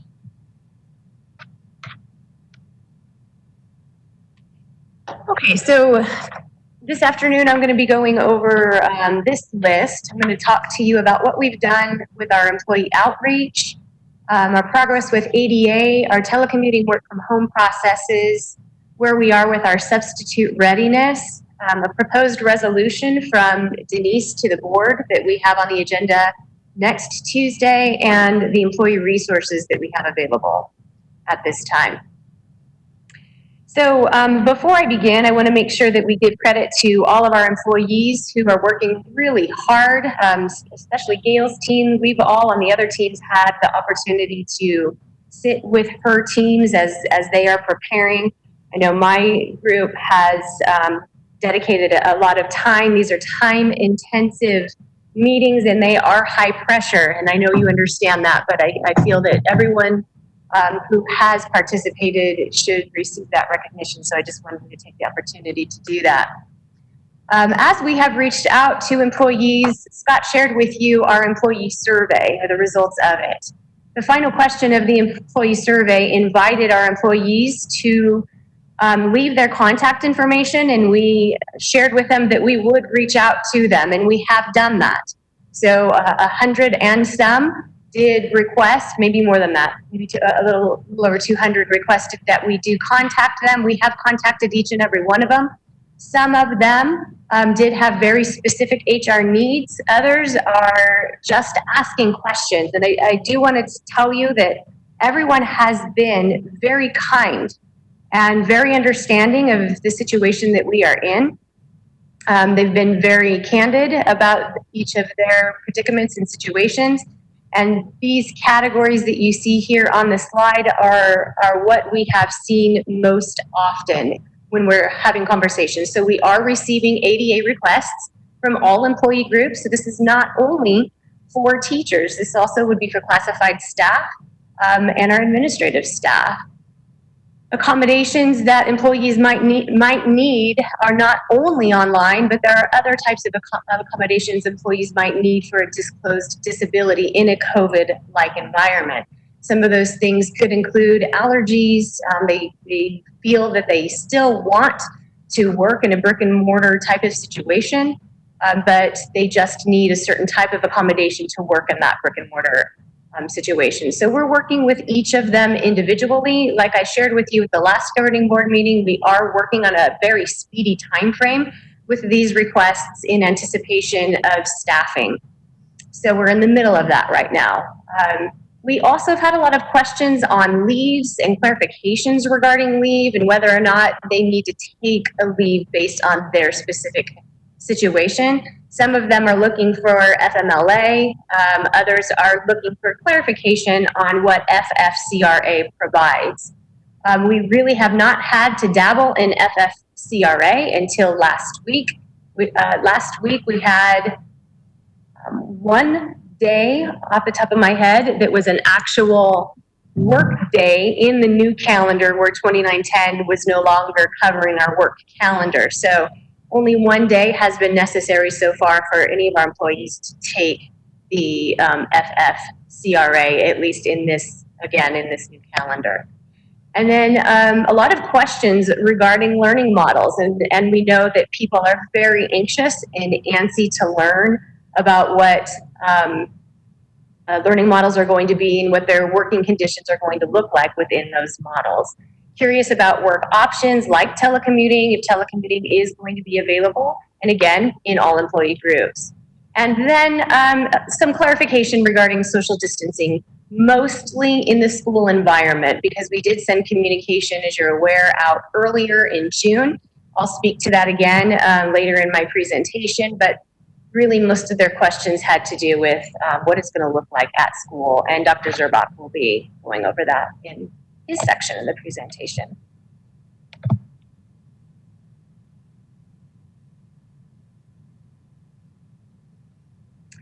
telecommuting and working from home. We've worked with Denise Lowell-Brick quite often on this process. We wanted to make sure that we are following all guidelines outlined for telecommuting and, as well as law. As you know, there are positions that allow for work from home and there are positions that don't allow for work from home. And then previously in the spring, we were working in situations where the governor put an executive order in place and there was a release on the gift of public funding so that we could have 3 work options. And so that is not our current environment. Even with the new executive order, we are not working in those 3 models yet. So our understanding is that there are many lobbyists working downtown, including Denise's group and other attorney groups, specifically with the request of once we begin school in a school closure like we intend to on August 3rd, what will the provisions be for all types of our employees? So what I'm going to share with you here will cover all types of situations, and it is a, I guess, broad overview of where we are with telecommuting. So first off, I do want to say that we will be asking all employees, like we did last spring, to sign a telecommuting work from home agreement. It will sit in their personnel file so that each employee is informed and does understand what the work from home option looks like and what is required when you are working from home. Here are some that you see on the slide. These are areas that you could qualify potentially to work from home. Obviously, one of those is under ADA. If we agree that a work from home option is an appropriate accommodation for a particular disability, then we would initiate the work from home option. Also, there could be a COVID-19 related factor that would necessitate a work from home option. For example, somebody that is living with someone who's been diagnosed with COVID-19, they themselves are not ill, and can complete their job from home, we can initiate the work from home option. Same for someone who is diagnosed with COVID or someone who is ill, perhaps not diagnosed with COVID, but can work from home and complete duties from home. They would have this option, the work from home option. And if a supervisor directs a different work assignment, so again, if we were in a spring type situation or a modified version of it, and we certainly are in a version of it right now where we are socially distancing appropriately in our work environment and placing employees on work calendars that allows for social distancing. So that could mean that an employee is working from home part of the week and coming into the office at other parts of the week. Those 2 bullets at the bottom, we do need to make sure every single time somebody is assigned a work from home option that all things are considered. For example, the job duty itself. Can the job be done at home? And can the workplace sustain the person not being present and doing the work from home? And there needs to be approval from both the supervisor and from human resources, and for 2 reasons. One is that the supervisor tends to have the best information on the viability of the work and the assignment of the work and what needs to be done at home, as well as tracking time that needs to be tracking time at work. HR also needs to offer the approval to make sure that all the boxes are checked, to make sure that all laws are followed when it comes to tracking time and so forth. And then the second one I already went over as far as can all needs be met still with the employee working from home.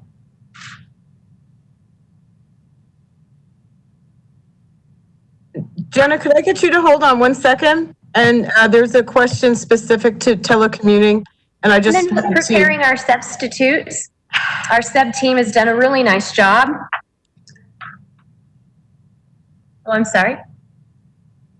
I just wanted to have Ms. Frank ask a telecommuting question since we're done with, you've wrapped that part up. I'm sorry to interrupt you. Ms. Frank, Okay, can I go ahead with please. the question? Okay, thank you. So one of the benefits to having people telecommute, obviously, is you have fewer people in a small confined space in an office. Are there employees whose job could be done from home, but they don't fall under? If you can go back to the telecommuting slide, or actually, I can go back to it on my iPad. So are there employees who don't have an ADA accommodation? There's not a specific COVID-19 related factor, but their job could be done from home, who are not currently telecommuting? I'm going to reiterate your question, Ms. Frank, if that's okay. So your question is, are there people currently working on site who could be working from home? In other words, could their job allow for them to work from home? Yeah. And I would, is that accurate? Okay. So the answer to that is yes. There are many jobs across our system that can be done at home. I can't tell you that 100% of what they do can be done from home, but a good portion of it can be. And that is why we have put together a prompting structure for the supervisor to work with the employee to go through these questions, to put a plan together, identify what functions can be performed at home.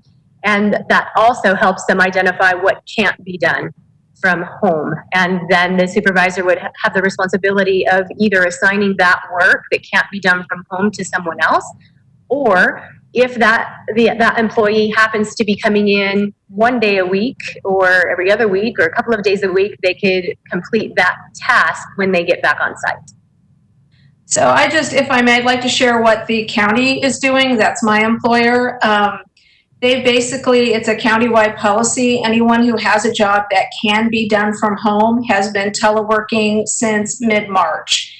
And it has been reevaluated when stay-at-home orders were lifted, and they looked at the data from public health. They extended it to the end of May. It was then extended to the end of June. It's now been extended to the end of July.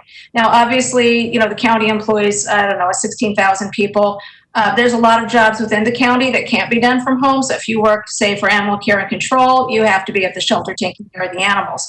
But anybody who has an office job, regardless of ADA, regardless of COVID-related factors, it came down from the county manager and was approved by the Board of Supervisors. So, for example, for me to work from home, because my job can be done from home, I didn't have to go through multiple steps. I didn't have to fill out paperwork. That's just the policy. And where that really has helped employees out is that the employees who do have to be, say, at the air quality department, there's maybe 2 or 3 or 4 there at any given time. So it protects them. It protects the employees whose jobs can be done from home. I don't understand why. Let me rephrase this. Obviously, if the county can do this, and we're a government agency, it's possible for Deer Valley to do this without people having to jump through hoops to get there. So the fewer people you have, whether they have on masks or whether you think they're social distancing or not, the more people you have enclosed, let's say, at your district office, the more people there, the greater the risk. The fewer people there, the risk diminishes. And again, obviously, there are certain jobs that can't be done from home or can't entirely be done from home.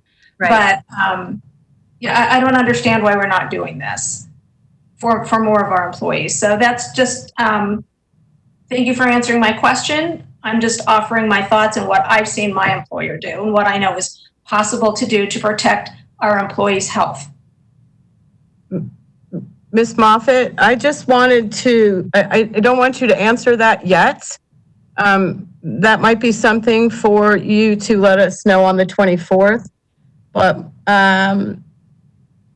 my thoughts were from reading different employment models, anywhere from Target to education to wherever, that the rule of thumb now, especially in Arizona, is if you can work at home, you work at home.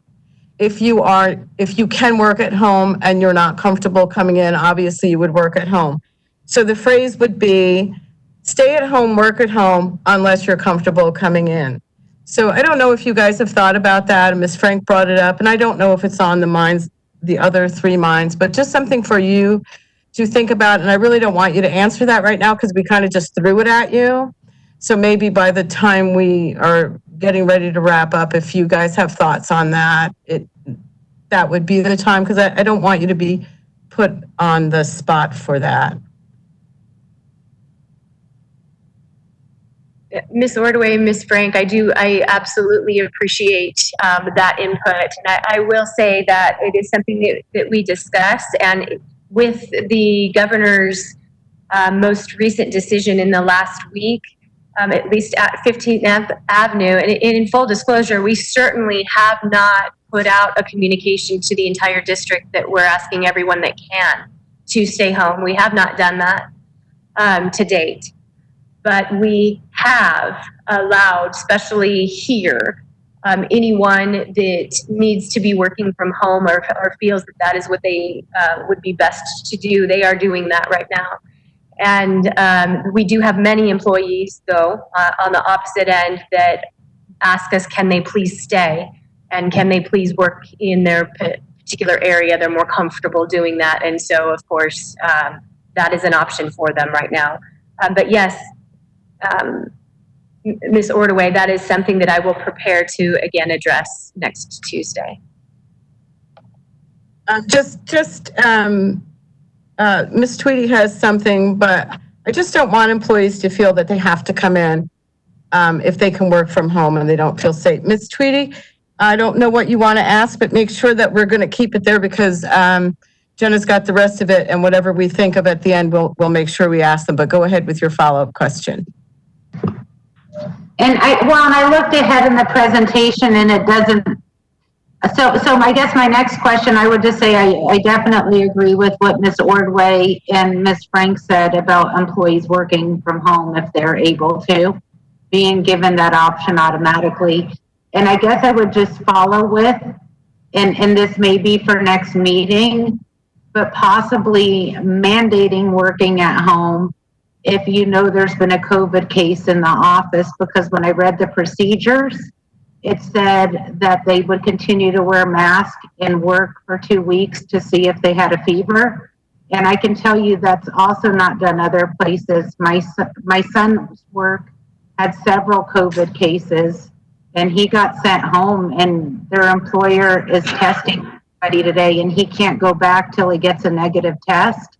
And so I would be curious, even if it's next weekend or next board meeting, to hear about our quarantine and testing procedures when we know people have been in proximity of a lot of employees who maybe got COVID. Just knowing that happened to my son this week or last week.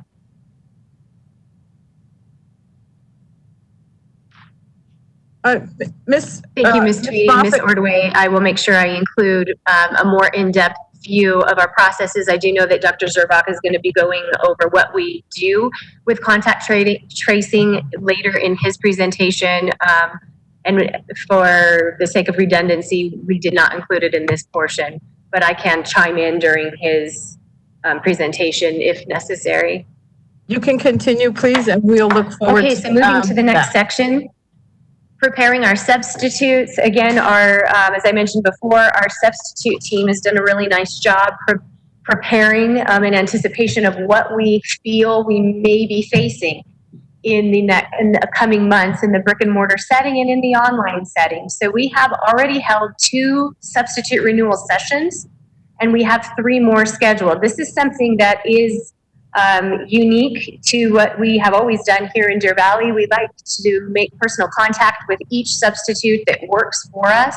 We do like to take time to make sure that they're prepared and ready to go into our classrooms. So as you know, we do contract with an outside agency, but we did used to have about 600 to 700 substitutes that were our employees that went over to another agency. It was Smart Schools at the time.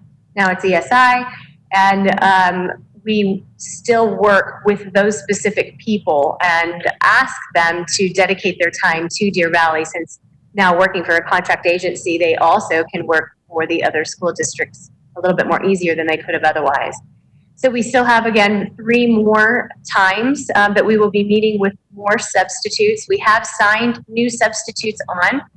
They have committed to long-term assignments, both online and brick and mortar. So these long-term assignments are for teachers that are on maternity leaves or other types of leaves, or perhaps a vacancy that we have not yet staffed.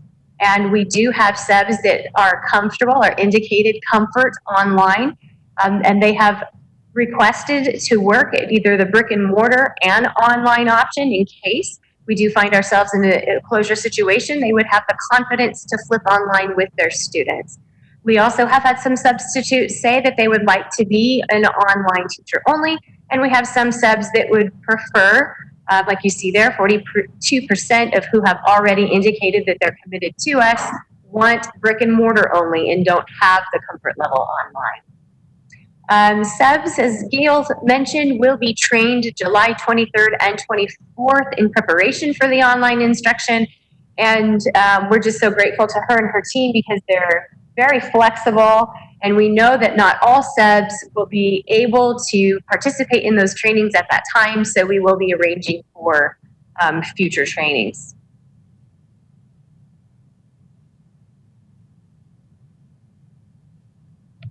And then I wanted to take the opportunity to mention the resolution as it's going to be relevant to us, I think, over and over as we move into this 2021 school year, this COVID type of environment similar to what we had in the spring. And as you all know, you approved a resolution that Denise put together. She updated that resolution for the 2021 school year. I believe Sheila sent that to you. So if you've had an opportunity, it was posted at VIBE for your review. It's still there.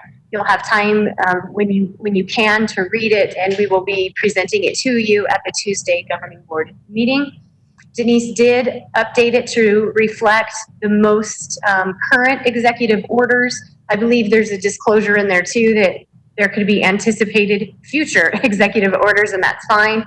It also, this resolution will assist us as we know, and we have learned week by week. I mentioned to you all earlier that I do meet with DVEA on a weekly basis, and Trevor makes contact with DVUSD, and Gary works with the administrative team. Gail's working with all of them, and every day we're realizing something new, and sometimes it's something quite new than the day before, and our reality changes. And so, as you know, we brought forward the staffing process. That was one of those things that we realized we're going to need to make some adjustments. There are going to be so many, we know, coming up in the future that Denise included in this resolution, that the board is aware of that, and that we are going to need to make the necessary adjustments and changes needed to continue to deliver services in a COVID environment.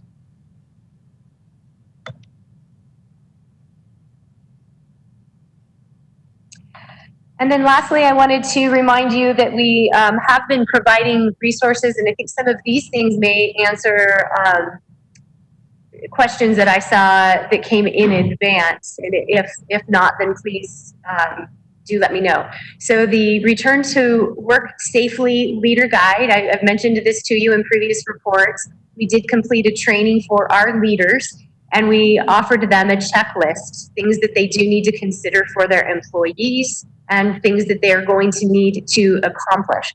We will be updating this leader guide as well as all of the other resources that you see here listed. We are anticipating perhaps some significant changes, maybe not significant, but enough for us to need to update these. We are aware that Maricopa County Department of Public Health has put together a task force for schools specifically in 4 school districts. And so when they do publish information, we are expecting that some of the information included here is going to need to change. We also, or I know that the leader guide is very heavily loaded for leaders that are leading in a department or summer type environment. We have not yet published leading in a school environment. So that will be coming. And then the other document is employee workplace guidance. It parallels the leader guide, and it is specific for all employees. It outlines expectations for social distancing, taking care of themselves, not coming to work sick, utilizing face coverings and other types of PPE, and so on. And it does prompt them to other documents if they have more specific needs, like the third bullet, and that is managing your illness and COVID-19 exposure. The processes outlined in this document are what we have vetted through the Public Health Department, and we update that as often as we see they update, or as often as we make phone calls downtown and run scenarios past them. And if we feel that something does need to be updated, we adjust it. And we are doing that actually right now. We've had a couple of things that have come up at the end of last week, and so a couple of these documents are going to be adjusted. And then our employee assistance program, we continue to publish all of the wonderful benefits that this program brings. I did have a brief interaction or conversation via email with Director Costanzo, and she mentioned that they are actively working with all of our insurance providers, directing employees in that way for all our benefited employees. And our employee relations coordinator and our personnel development coordinator are collaboratively working with payroll and will through the year at looking at the social and emotional aspects for employees in a COVID environment and working from home and dealing with the stresses. So we want to make sure that as the year goes by that we are continuing to encourage and promote things that will help them engage and feel well. We will continue to provide workplace signage. Many people have their own that they have tailored for their specific location with their colors on it, and make it a little bit, I guess, suppose, more team spirit for that location, and that is perfectly fine, but we did want to make sure that we provided everything that they might need, and they do have access to that. We have implemented as many paperless processes as we can, and we are continuing to work on that. There will be people, and already have been employees who have been diagnosed with COVID-19 who need to sign documents and don't have the ability to come in person and take care of those things. So we make accommodations and make sure that things work. We also are converting all of our evaluations onto online platforms. We've talked to My Learning Plan, who currently owns, or Frontline, currently owns our certified evaluation system. They have agreed to take on all of our other evaluation systems as well, because we pay a total district fee rather than a single by single user fee. We're also going to have a conversation with Winocular to see if that is a more viable option for us, and then we'll compare notes and we'll be able to go online for everybody. And then we will continue to provide HR updates. One of our larger communications that we're expecting to go out will be next week to our employees to at least provide them something. As I mentioned to you, with every phone conversation that we have had, and we've had many, everyone has been very kind, and they just are so eager to learn about what it's going to look like. And we want to provide them with the most recent information we have. So I'll take questions. Okay, I've got some quick ones, and then Ms. Tweedy and Ms. Frank do. Again, this one does not have to be answered at this moment, but are we looking at any type of childcare, some things for employees? Also, and this might be more of a Jim question, but for our employees that will be inside schools, we've got air conditioning units. I don't know how the ductwork works, but like if you're in this office and you're breathing and you're by yourself, so I don't know how that works, and if there's any OSHA requirements that we that we're using some, OSHA requirements, and I don't know. And then my third thing is we have employees that are scared to go to a building, or they don't know. I heard that the vendor, blah, blah, 7 of their employees have come down with COVID. I was standing over here. I don't know who was over there. And so I know that we do not want to name employees because that would just not be right, and it's against the law. But somehow there must be a way for us to let people know, because it seems to many people that we're hiding the information, even though you can't say a name. But also that if I know that Joe employee and Jill employee were over there, well, so-and-so got COVID, but no one asked me, and they popped into they were over at the field the other day, and I just want, and I don't know how you do this because this is new, but there's got to be some kind of a way that is transparent without being illegal, and something that will be trustworthy to let people know that we're not hiding things. We're wanting, because we don't want anyone to be sick. And we're not hiding something because, we want it to be normal and look normal. So, nobody's sick. But there's got to be some kind of a way that we can work on that. And I don't know who.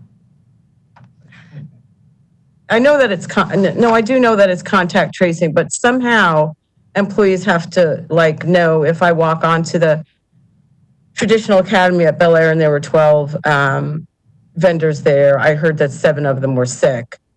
Oh, well, I walked over there one day just to look at it. So don't need you to tell me exactly how you're going to do that now, but I'm just letting you know somehow we have to make that look and feel that I'm okay with how you tell what you tell. And I don't know how you do that.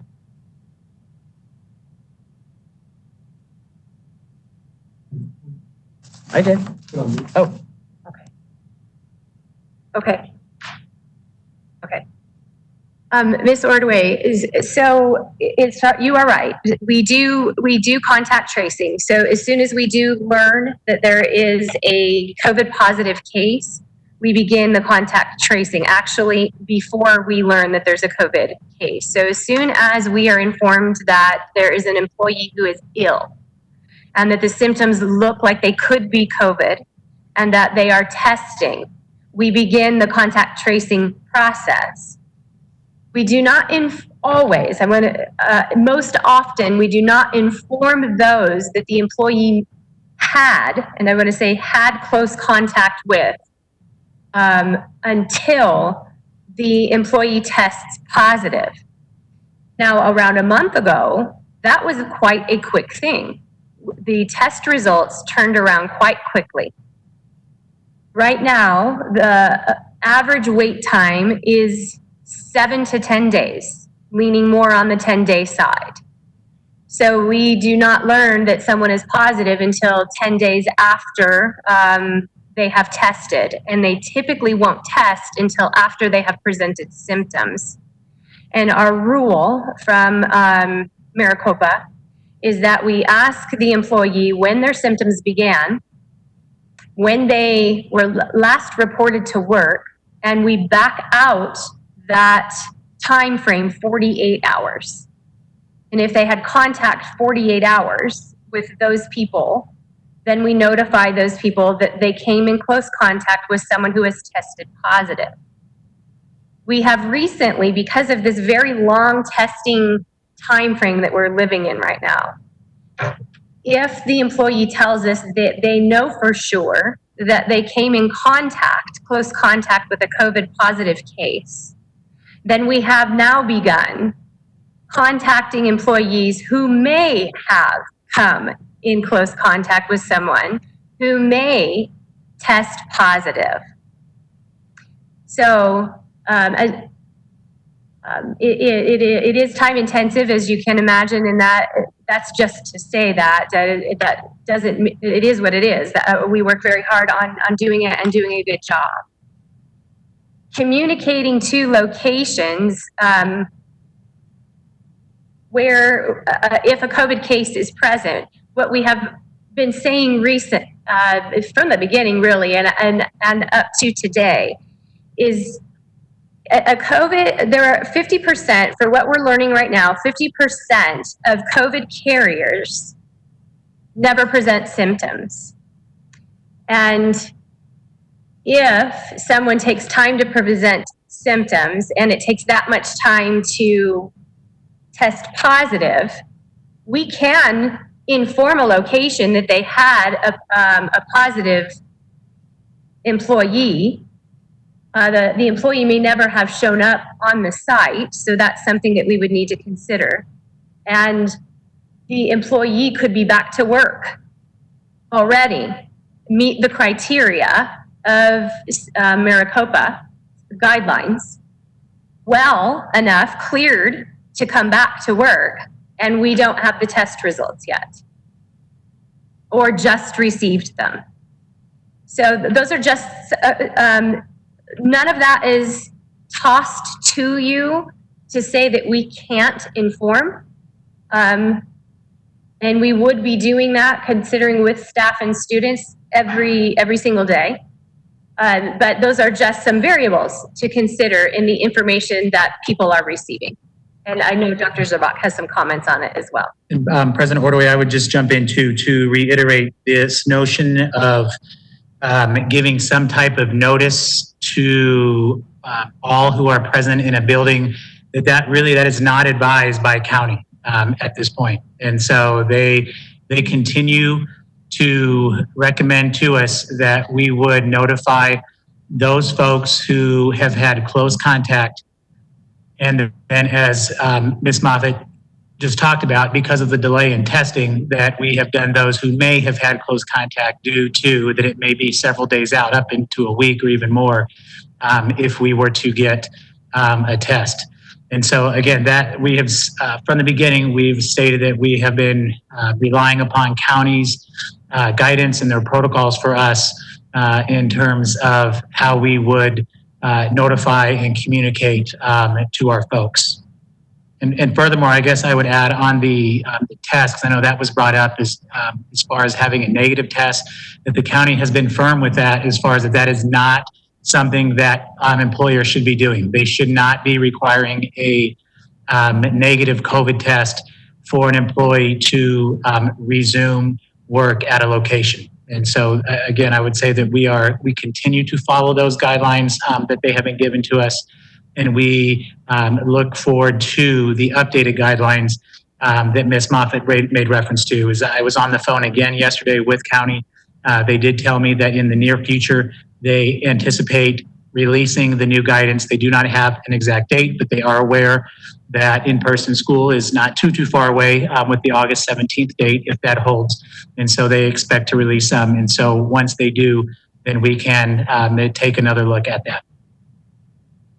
So maybe to a point made earlier, until that August 17th date or whatever the date turns into, at least until that August 17th date, those that could work from home probably should. So we have longer testing results come back, people aren't showing. So the less people we have around each other probably would be the safest. Ms. Frank or Ms. Tweedy? Yeah, so I think it's a quick question. You talk about notifying employees who come into close contact, and obviously because of HIPAA, you can't release names to people. But how do you define close contact? What is the criteria for that? Close contact is 10 to 15 minutes and within 6 feet, and that is a continuous 10 to 15 minutes. Okay, thank you. That is obviously also the guidance that I've heard from the county. So are employees aware of what that is? Have you communicated that? So if you have someone going, oh my God, I was in that building and someone I heard got COVID and they were in the building for maybe 2 minutes or not in close proximity with an individual, and they start panicking. Has that been communicated, what you consider or what the county has issued as close contact? Yes, that has been communicated. Ms. Frank. Okay, thank you. Ms. Tweedy? So I have two questions. The first question being, I saw the part on substitutes. And so knowing even under the best circumstances, we have a sub shortage. And so I'm assuming there's less people wanting to sub in classrooms during a pandemic, and there's going to probably be more illness or quarantine, so absenteeism. What will be the criteria for schools to be open safely? Like if 20% of their staff is missing, is this, who makes that determination, the principal or the district office? And will the school resume operating if they're missing so many teachers? I guess that's the question. President Ordway, Ms. Tweedy, it's a really important question. There, now we don't have kickback. It's a really important question, and it's one that we are asking ourselves pretty regularly, and why we're building this substitute pool. You are right. We agree that we're likely looking at less of a sub pool than we are used to. However, we have been very pleasantly surprised by the amount of people that have been coming in to sign up, just as many as we are used to. But that we all know too that doesn't necessarily mean when push comes to shove that everyone will feel confident and comfortable to actually follow through with what they feel today they can do. So we will continue to prepare. But to answer your specific question, we are going to have to evaluate that on a day-by-day basis. We are waiting still. We are having these discussions, and we are still waiting for guidance from this task force. We are told that some of their information will be helpful to us. But you are right that we will need to identify, and we'll need to identify quite quickly when we will need to send perhaps a grade level home to be taught online because we don't have the staff, or maybe not a grade level. It may be that it is more than one grade level. It could be that we have to shut the campus down because there are too many staff members that are sick, and they actually are not too sick to teach from home, but they can't physically be present. And we might need to make the decision that we are converting either grade levels or an entire location into an online platform while everyone heals and designate a time for everyone to return. We do know that is a very possible reality for us, and we're just working on the technicalities of it. Ms. Reed? Oh, I wasn't done. I'll add one more, Ms. Ordway. Oh, go ahead. Okay, and so I guess so to that point, there'll be specific guidance, like if the principal makes the call when X% calls out, or, okay. And then the next question was kind of to Ms. Ordway's point. I was curious too, because similar like the state providing COVID by zip code, known cases, so you can kind of determine how widespread it is in your community. Is it possible to list the district office and all the schools and locations, known COVID cases at that location, so you can kind of determine for yourself if you've been walking around a place that has all sorts of COVID when you're deciding with the flex model from parents? I mean, I think that's important information to know how many known cases were at a school, if they know if they want their kid in person or in flex. Just, you know, I think as a parent, I would want to know that about my students' school. President Ordway, Ms. Tweedy, so I'll respond to a couple of those points. So the first one, you had asked about, or made a reference as far as like would a principal be making a call with respect to closing, and that likely would not be the case. Again, we've heard us say it before, but the county, we believe they will be providing some guidance with respect to that. So for instance, if there is a threshold, right, percentage or a threshold number of cases that would be present at a school, perhaps with a certain overall student population, that would be the guidance we would use when we would make a decision as far as closing down a school. Dr. Finch is aware through some of his meetings with the governor, there are funding implications with this as far as when a school closes, and part of that is linked to the county. And so once the county provides certain guidance, then certain levers are pulled with respect to funding. So again, I would repeat that we look forward to seeing what the county provides with respect to some of these threshold numbers and with respect to school closings with COVID. And then again, with respect to the second point, I would just say, similar to what we had commented on before, that Maricopa County Health is, they're advising as far as that close contact piece and that only. And so, but again, I would say we look to see their upcoming guidance because we know that parents have communicated some of their concerns to both not only district leaders, but to legislators as well. So we know that perhaps some of that may or may not change, but we do look forward to that guidance when it comes. Mr. Reed? Hi, I have two quick questions. So I'll say both of them and then whoever wants to answer them can answer them.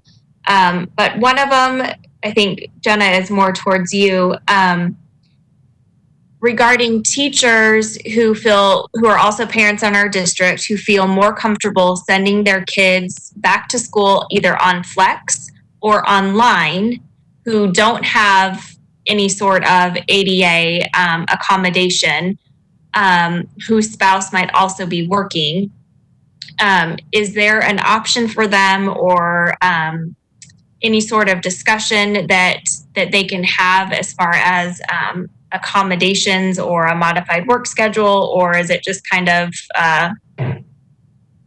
oh gosh, we're so sorry, we can't help you kind of thing? I've had a couple of emails from teachers that way.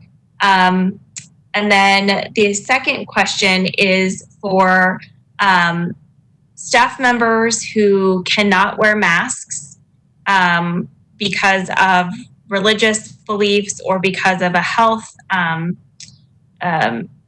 some sort of health issue. What does the district do? And do we still allow them to perform their normal responsibilities and duties if they're interacting with parents and students or food? Okay, so to start with your first question, what we are able to do for our teachers who are working from home, and if under the governor order, our students are not expected to show up to brick and mortar, so in other words, they're not allowed to, then our FFCRA guidelines or our COVID guidelines help the teacher, because then the teacher too needs to be working from home and they can assist their student. If they are assigned at a brick and mortar location and we open back up brick and mortar, but they choose to put their own child in an online school, then that will be a predicament for them. That will be something that they're going to have to work out. They would need, unless they are assigned an online position, but that would not give them a right to an online position. And then to answer your second question, staff that can't wear a mask. So because this is so important and social distancing is so important for us, we would require that the employee go through the ADA process. So if an employee cannot wear a mask for a medical reason, then we will again execute that process, and in most cases we will find a viable solution, and in most cases it ends up being a shield. And so far, with every situation that's come up, that has worked. Religious reasons are a different situation, and we have had a couple of conversations with Denise regarding that. per the executive order and by law, they do have the right to execute that, I guess, freedom. And we have to follow a process that Denise has outlined for us, for those people. It has yet to happen, but we are preparing ourselves for it right now. We've had some questions about it, but no one has, each person that has asked the question has chosen to comply with our expectation.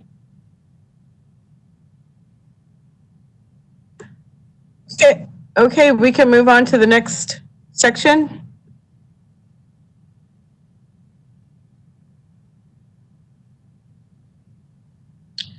Certainly, President Ordway. Can I say one more Okay, so thing on our this third section? section is the return to school safely.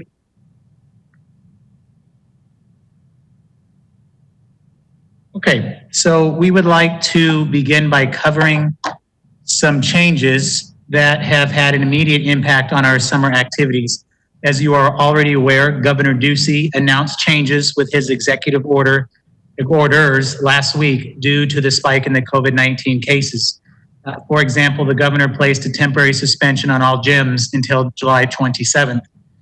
Due to the governor's announcement and the spike in COVID-19, we did issue as well a temporary suspension on our summer activities, which consist of items such as athletics, band, and any other student groups that would be on campus. And so we would continue this through at least July the 20th. We are considering resuming small group activities that would be outdoor only beginning July the 20th. And then we would reevaluate indoor activities based on any new guidance or executive order revisions from the governor. As again, it is set to expire on the 27th, and so he would need to issue more guidance for us, and so we would respond accordingly based on what is stated in those orders. As far as our on-campus experience, there is not a great deal, President Ordway, of new information right now. We reviewed the one-page on-campus experience overview with the stakeholder committee, as you know, the week before July 4th.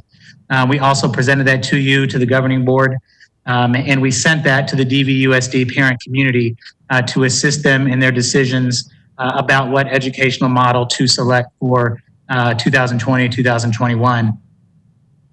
Principal planning groups have taken the one-page overview. They are adding more details to it based on the differences among the campuses. I want to thank Principal Kim Crooks at Deer Valley High School as she is helping lead this with the high school principals. And also I want to thank Principal Joanne Schwarting as she is assisting with this process with K6, K8, and the 7-8 principals. Additional conversations and planning will occur between district staff and these two groups as they get into the details for each campus. We also plan to touch base with the stakeholder committee again this Thursday in the afternoon. We would like to review progress, some of what we are showing today, and update them on future parent communication, and then also making sure they are clear on needed action items by parents so that they can help support us as we move closer towards August 3rd and then an in-person date, whether it is August 17th or another date in the future.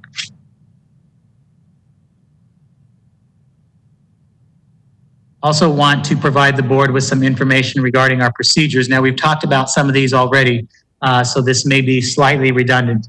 But what do we do when COVID-19 has surfaced? And so during the summer, when a positive case is reported, the staff member, if it is a staff member, they do report it to HR, as Ms. Moffitt mentioned. We have a email account that staff members can use to inform human resources of this. If it is a student, we also have an email account for them, and they're aware of that. We've sent that out through various communications to the parents as far as how they would make us aware of that. Now, for the summer, it has been primarily through athletics, and so the student would tell us through that mechanism, and then usually they also told their coach about what had happened. There was follow-up, as Ms. Moffitt again already talked about, with the staff member or with the student. And so we make sure that we notify those again that we're in close contact. Facilities is notified as well as far as to make sure that appropriate disinfecting occurs. And then we do follow the 10+3 rule as far as when a person has COVID-19, that they would need to have 10 days after they have their symptoms and their test, along with 3 consecutive days of not having a fever and improved respiratory symptoms for themselves before they could return to campus.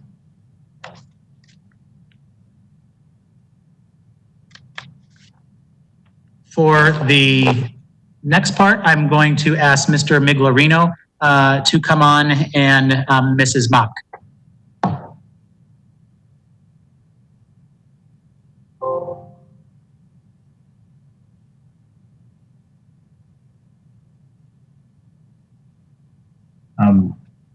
Good afternoon again, President Ordway and members of the board. So the question was asked about could we delay the start of the school year?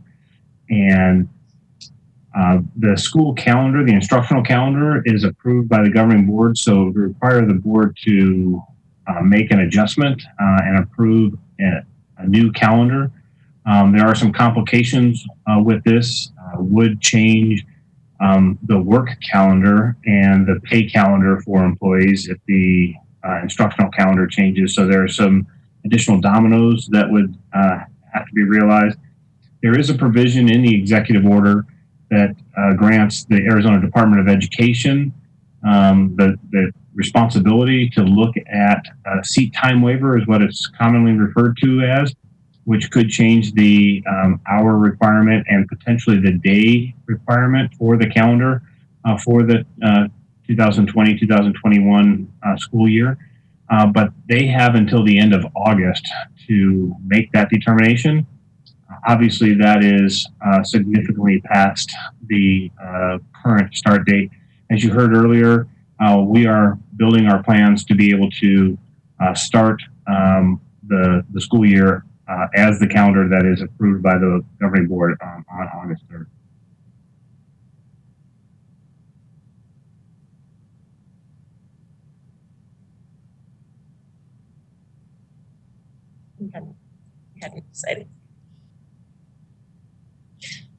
We had some other questions about funding implications, and there are some differing opinions about the 2 executive orders that came out, one a week ago yesterday, and then the previous executive order. And there's some language in both of those that have different interpretations. And so we are not sure specifically about what's going to happen with funding from August 3rd to August 17th or longer if the order ends up going longer. Some are interpreting the order that the funding would be AOI, which would be a slight reduction. I think mentioned earlier by Mr. Miglarino, actually back at the beginning of the presentation when we were talking about food and nutrition, all of our groups and attorneys are still working diligently at the state level, at the legislative level, to try and get some legislation passed so that there would not be an impact to funding, and at least to clarify the language that's in there. So we are still working on the hold harmless and looking for some guidance on the executive order and exactly what it means. So we don't have this answer quite yet, but we are definitely still working on it and doing everything we can to make sure that there are no implications. We do know that from the first executive order that we will have the opportunity to be held harmless at only a 2% loss of ADM or receive funding for our 40th day ADM, whichever is greater. So if at our 40th day, we are at 110% enrollment from where we were last year, that's what we will be funded on if by chance we have, let's say, 95% of the enrollment or ADM that we had last year, we will still receive funding on that 98% ADM. And I will let Mr. Miglarino tackle this one. Thank you. Great work, Ms. Mock. The question was asked about our health insurance and what we're experiencing due to the fact that the COVID virus does cause people to need more services. We've actually seen a reduction in our experience, what we refer to as our loss ratio. That's the total dollars for the expense of the medical claims divided by the total premium equivalency that we provided for that same period of time. Right now, that's running at 79% for the year. We just don't have the June month tabulated as of yet. And that's a significant reduction from where we were last year. The chart on the right-hand side shows kind of how that gap has been growing since basically February and March. Our consultants are warning us that some of that has to do with the delay in or the suspension of elective surgeries.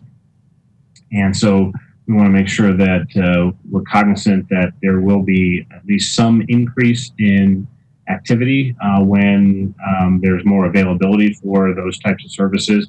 And elective surgeries could be a hip replacement, for example, that isn't medically necessary immediately, but yet will still need to be scheduled sometime in the near future.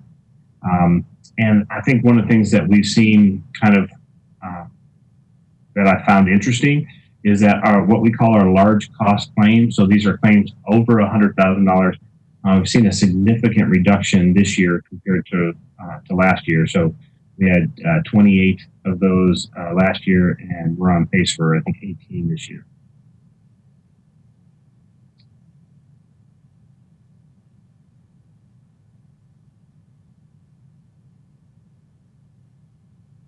President Ordway, we could entertain questions before we hit the communication timeline if you wish.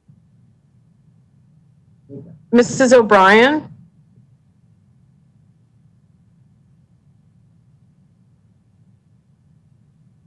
Oops, sorry, I was having trouble. Actually, if I want to talk about the last slide that he has not gone on over yet. Well, aren't you awesome?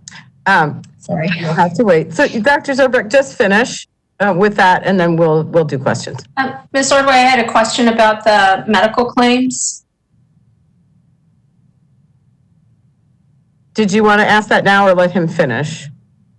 Well, it was over the slide that Mr. Miglerino just went over. Yeah, go ahead. Okay, thank you. So I did just kind of a little bit of checking on what the average cost is for a COVID-19 hospital stay. And of course, this is just an average for someone who has insurance. The figure I saw was anywhere from $38,000 to $40,000. And so I'm a little concerned as we go into opening, if we just had one person from each of our 39 schools that had to be hospitalized for COVID, that would be $1.5 million roughly that could potentially come out of our insurance trust. Have you looked at any variables or any modeling on what that could do to medical premiums going forward? President Ordway, Ms. Frank, yes, we've looked at what we've seen from actual experience. I don't know, I've not seen an average cost of a COVID claim, to be quite honest with you, but we have looked at our actual experience and those claims, which would include any COVID cases that we have. And what we're seeing is a significant reduction. So in total claim costs, right? I'm sure that if we were to look at COVID cases, there's an increased cost in COVID cases relative to a period before the pandemic started. But in total experience, there has been a reduction. We are aware that there's also a little bit of a lag when it comes to actually some of the billing, but we have been we would have experienced that by the time we got to the month of May. And I don't expect that trend to be significantly different in the month of June. And it has been on the decline for the past, I'll say 2.5 months. And once we get the June data, it could be 3.5 months of decline in total experience that we're realizing. That amount alone is approaching $5 million in terms of the reduction that we're seeing over the premium that we have put aside in our self-insurance trust. But wouldn't you expect, I mean, if that reduction is coming from people who've put off elective surgeries, wouldn't you expect, though, that at some point we have this backlog that we're going to end up with a lot of claims being processed maybe at some point in the future? Because as you mentioned with the hip replacement, you may be able to get by without having it right now, but at some point you're going to have that done. So I'm just concerned that we can be seeing increased costs from patients who are hospitalized with COVID, and the average I got just by Googling. I mean, that's great research skills, I know. But that added to this backlog of elective surgeries that could need to be addressed, I'm just a little concerned what that could do to our trust going forward. It is a concern, something that we are monitoring.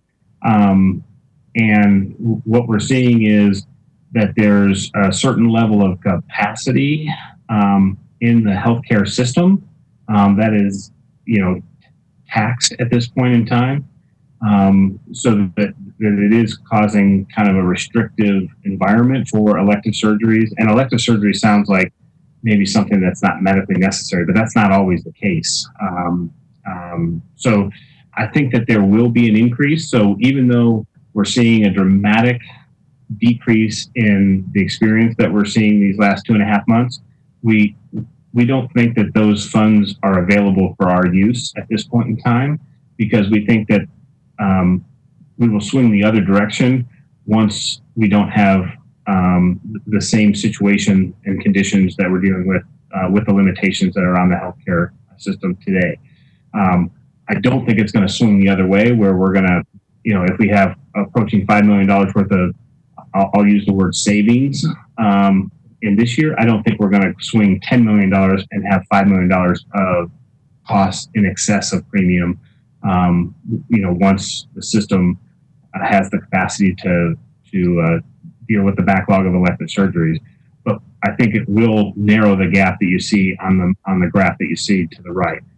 So that gap's not going to continue to grow, and I wouldn't use that to create a trajectory of an increasing gap. I think what's going to happen is over time that gap is going to then close back up, and we'll continue to monitor that. We do that on a monthly basis.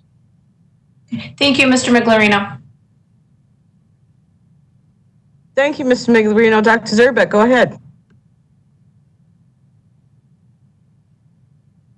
Thank you, President Ordway. So let's go to one of our final slides as we near the end of our presentation, which is the communication timeline.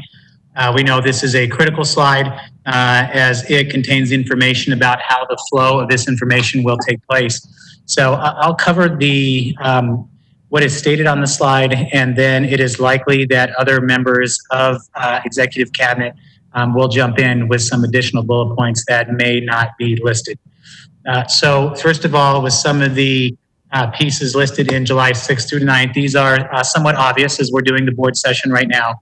As I mentioned earlier, we plan to do the stakeholder committee later this week on Thursday in the afternoon. Our return to school work team will continue meeting. That will be on Wednesday in the afternoon. That is when all 3 of the sub-work teams, return to learning, return to work safely, and return to school safely, meet together to provide updates on the progress. Also, as we've already mentioned, the parent registration, we believe we'll be able to administer that survey both through an email push and through the website. And so that will be the form where the parents will select the model that they believe they will place their child in. And then also regarding the parents and the information of August 3rd to 14th, really we've done that today, President Ordway, in this work session, as I've already informed you that our intent is to move forward with August 3rd as our start date with virtual for all. And then also with website changes and community email. So do want the parents that are on the session tonight to know that there will be some changes on the front page of our website, as we want to make sure that it is as convenient as possible for our parents to identify and access some of this return to school information. We also look to have a new community email. So those that are familiar with our COVID-19 concerns, we will keep that email for certain purposes, but also will add in a return to school email that will be checked daily so that parents can have responses to that each day. July 13th through the 17th next week, again, our parent registration survey window will continue to be open. Return to school continues to meet. We have our board meeting on July the 14th, which we will present any new information, as we know that it is likely that this week there will be new guidance coming out from at least one of the educational agencies or perhaps a health agency. We also have our new administrator onboarding that will occur virtually.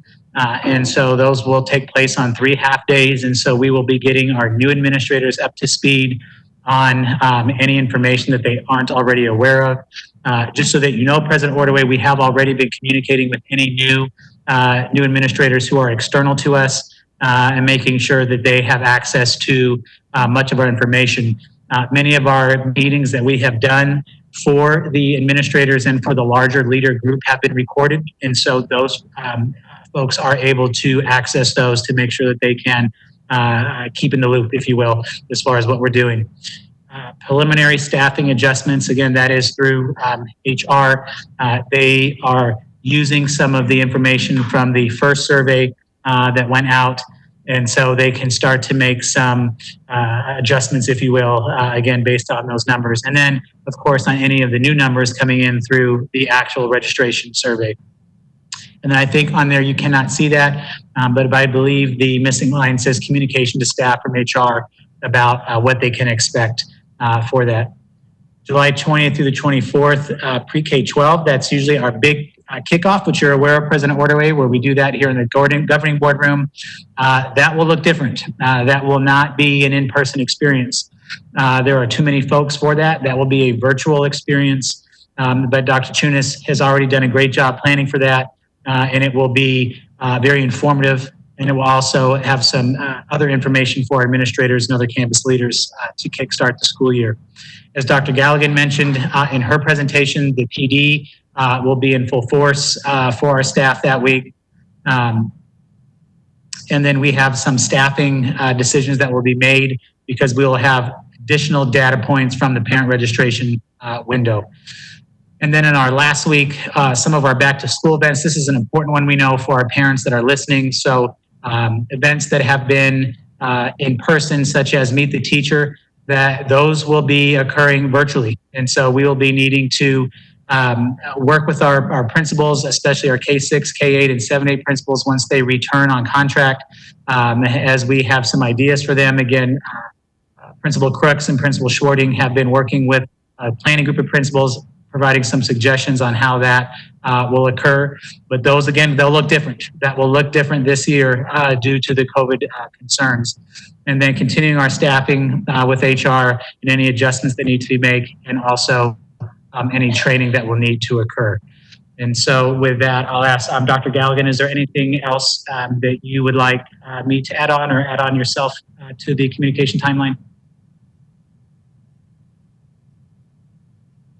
Dr. Zierbach, I think you've said everything. I would just add that each of the teams, return to school safely, return to work safely, and return to school learning, has built communication structures in place. And what you see here is quite a bit, but it's not the comprehensive amount of communication that has been in place and will continue to be in place for all of our stakeholder groups. So just wanted you to be aware that we know communication is most important to all of us during this time. Thank you, Dr. Thank you, Mrs. O'Brien. Anything that you believe is needed to? Nope. Okay, all right. Anyone else here? We have some members of the executive cabinet, Dr. Smith or Ms. Smock. Okay, say we're good. Mr. Miglarino, you'd have to just talk over me, so I can't see you right now if there's something else. But other than that, we would give it to you, President Ordway, for any other questions to round us out. We have 5 minutes left, and Mrs. O'Brien has a question. So, Mrs. O'Brien, go ahead. I'm sorry. So I want to just have you validate that we are starting school on August 3rd, Dr. Zerbach.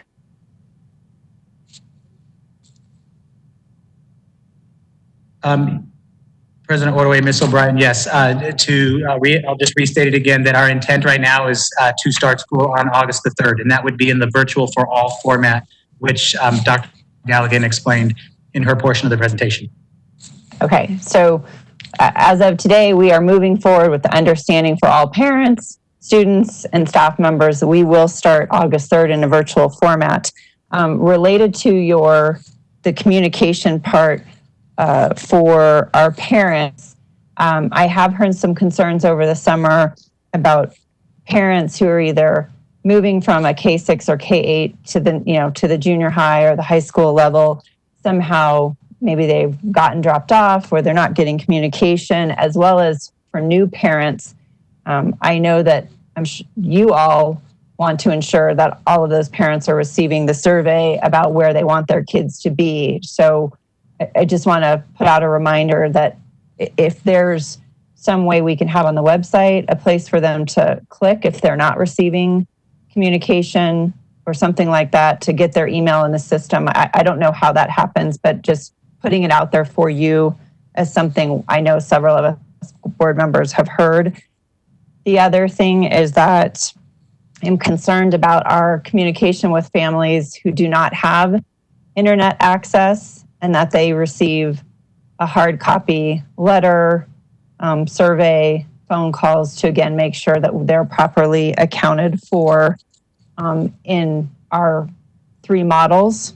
And then finally, I would just like to say thank you very much for making sure that we got all this information this evening or this afternoon and evening. I know that it was vital to our parents and our staff to understand what is going to happen. And I know it's changing almost by minute, so to speak, but thank you for getting that to us really a week ahead of when it was scheduled to come out.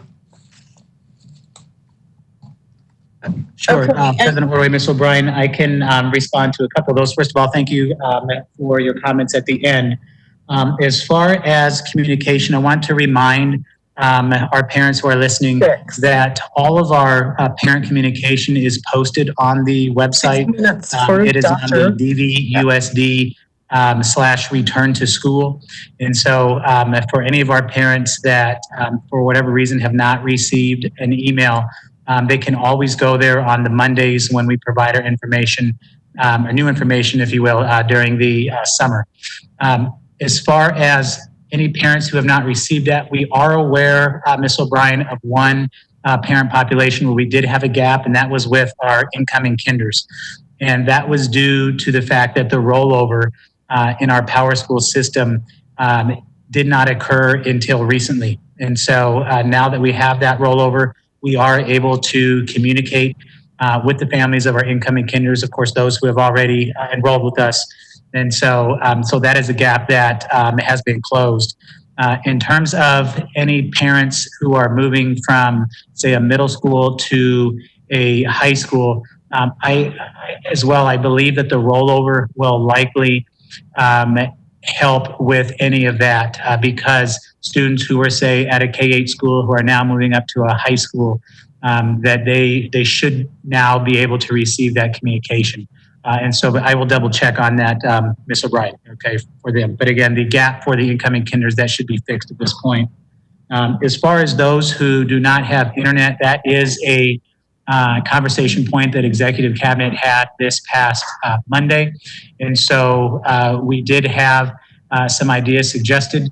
And so we look to be aggressive with that in terms of making sure that we reach out with a cadre of folks who can make phone calls to our parents who do not respond via the online parent survey to make sure that one, we're in contact with them, and two, that they are informed of the decisions so that they can make a decision themselves as far as for next year's selection. Dr. Galligan, anything you would add to that, or do you think? Okay, there's 5 minutes left, and then we have to close this. So Ms. Tweedy, I don't know how long your question is, but if you ask it, that's great. And then they will get back to us with the answer. So if you want to ask it in public, go ahead, because I would like to thank everyone and also have Dr. Finch be able to say something. So Ms. Tweedy, if you want to ask the question, go ahead, but we won't take the time to answer it now because there's 5 minutes left. Okay, I would just say going forward, we need to either not have an end time or put time limits so people do have a chance. The other thing is I'd like in the board update a copy of the health recommendations we're referring to when it says who we can communicate what to and when. I'd like to see the exact language and the language of the quarantine procedures. So that in the board update. Also, on the proclamation that was referenced, or the resolution that was referenced earlier, I want to know if that's a voting item or a preview item at the next meeting, because I don't necessarily agree with all the language. Yeah, I apologize for putting the time at the end. I was getting used to that when we were here for 6 hours. Real quick, just to ponder for the next meeting, if you could let us know why our total virtual school will last for till we're allowed to have our kids back, which now is August 17th, and not look for a 6 or 9 week time frame. That would be great for you guys to answer. And now I'm going to give it to Dr. Finch. You've got 3 minutes. Thank you.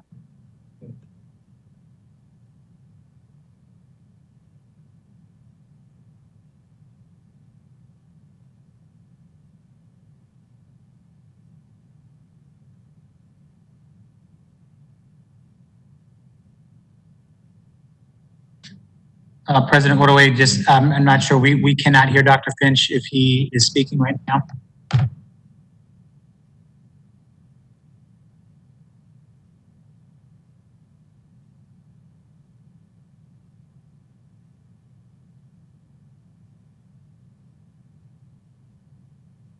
President Ordway or Dr. Finch, are you able to hear me?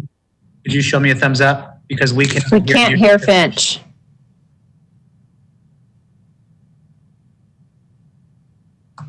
Dr. Finch, we cannot hear you.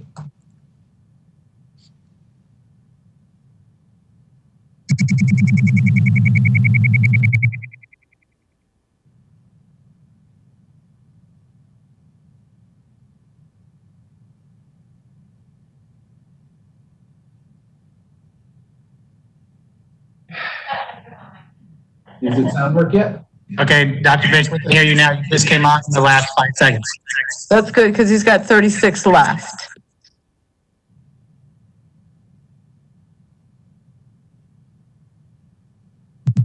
Well, now you go. There you go.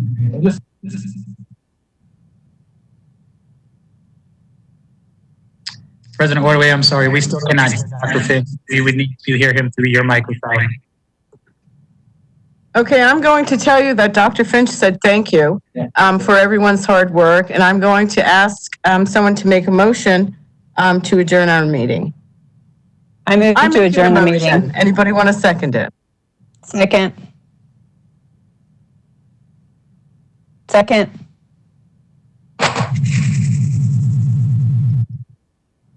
I'm going to guess it was Ms. O'Brien that seconded it. So, oh wow, that's like really loud.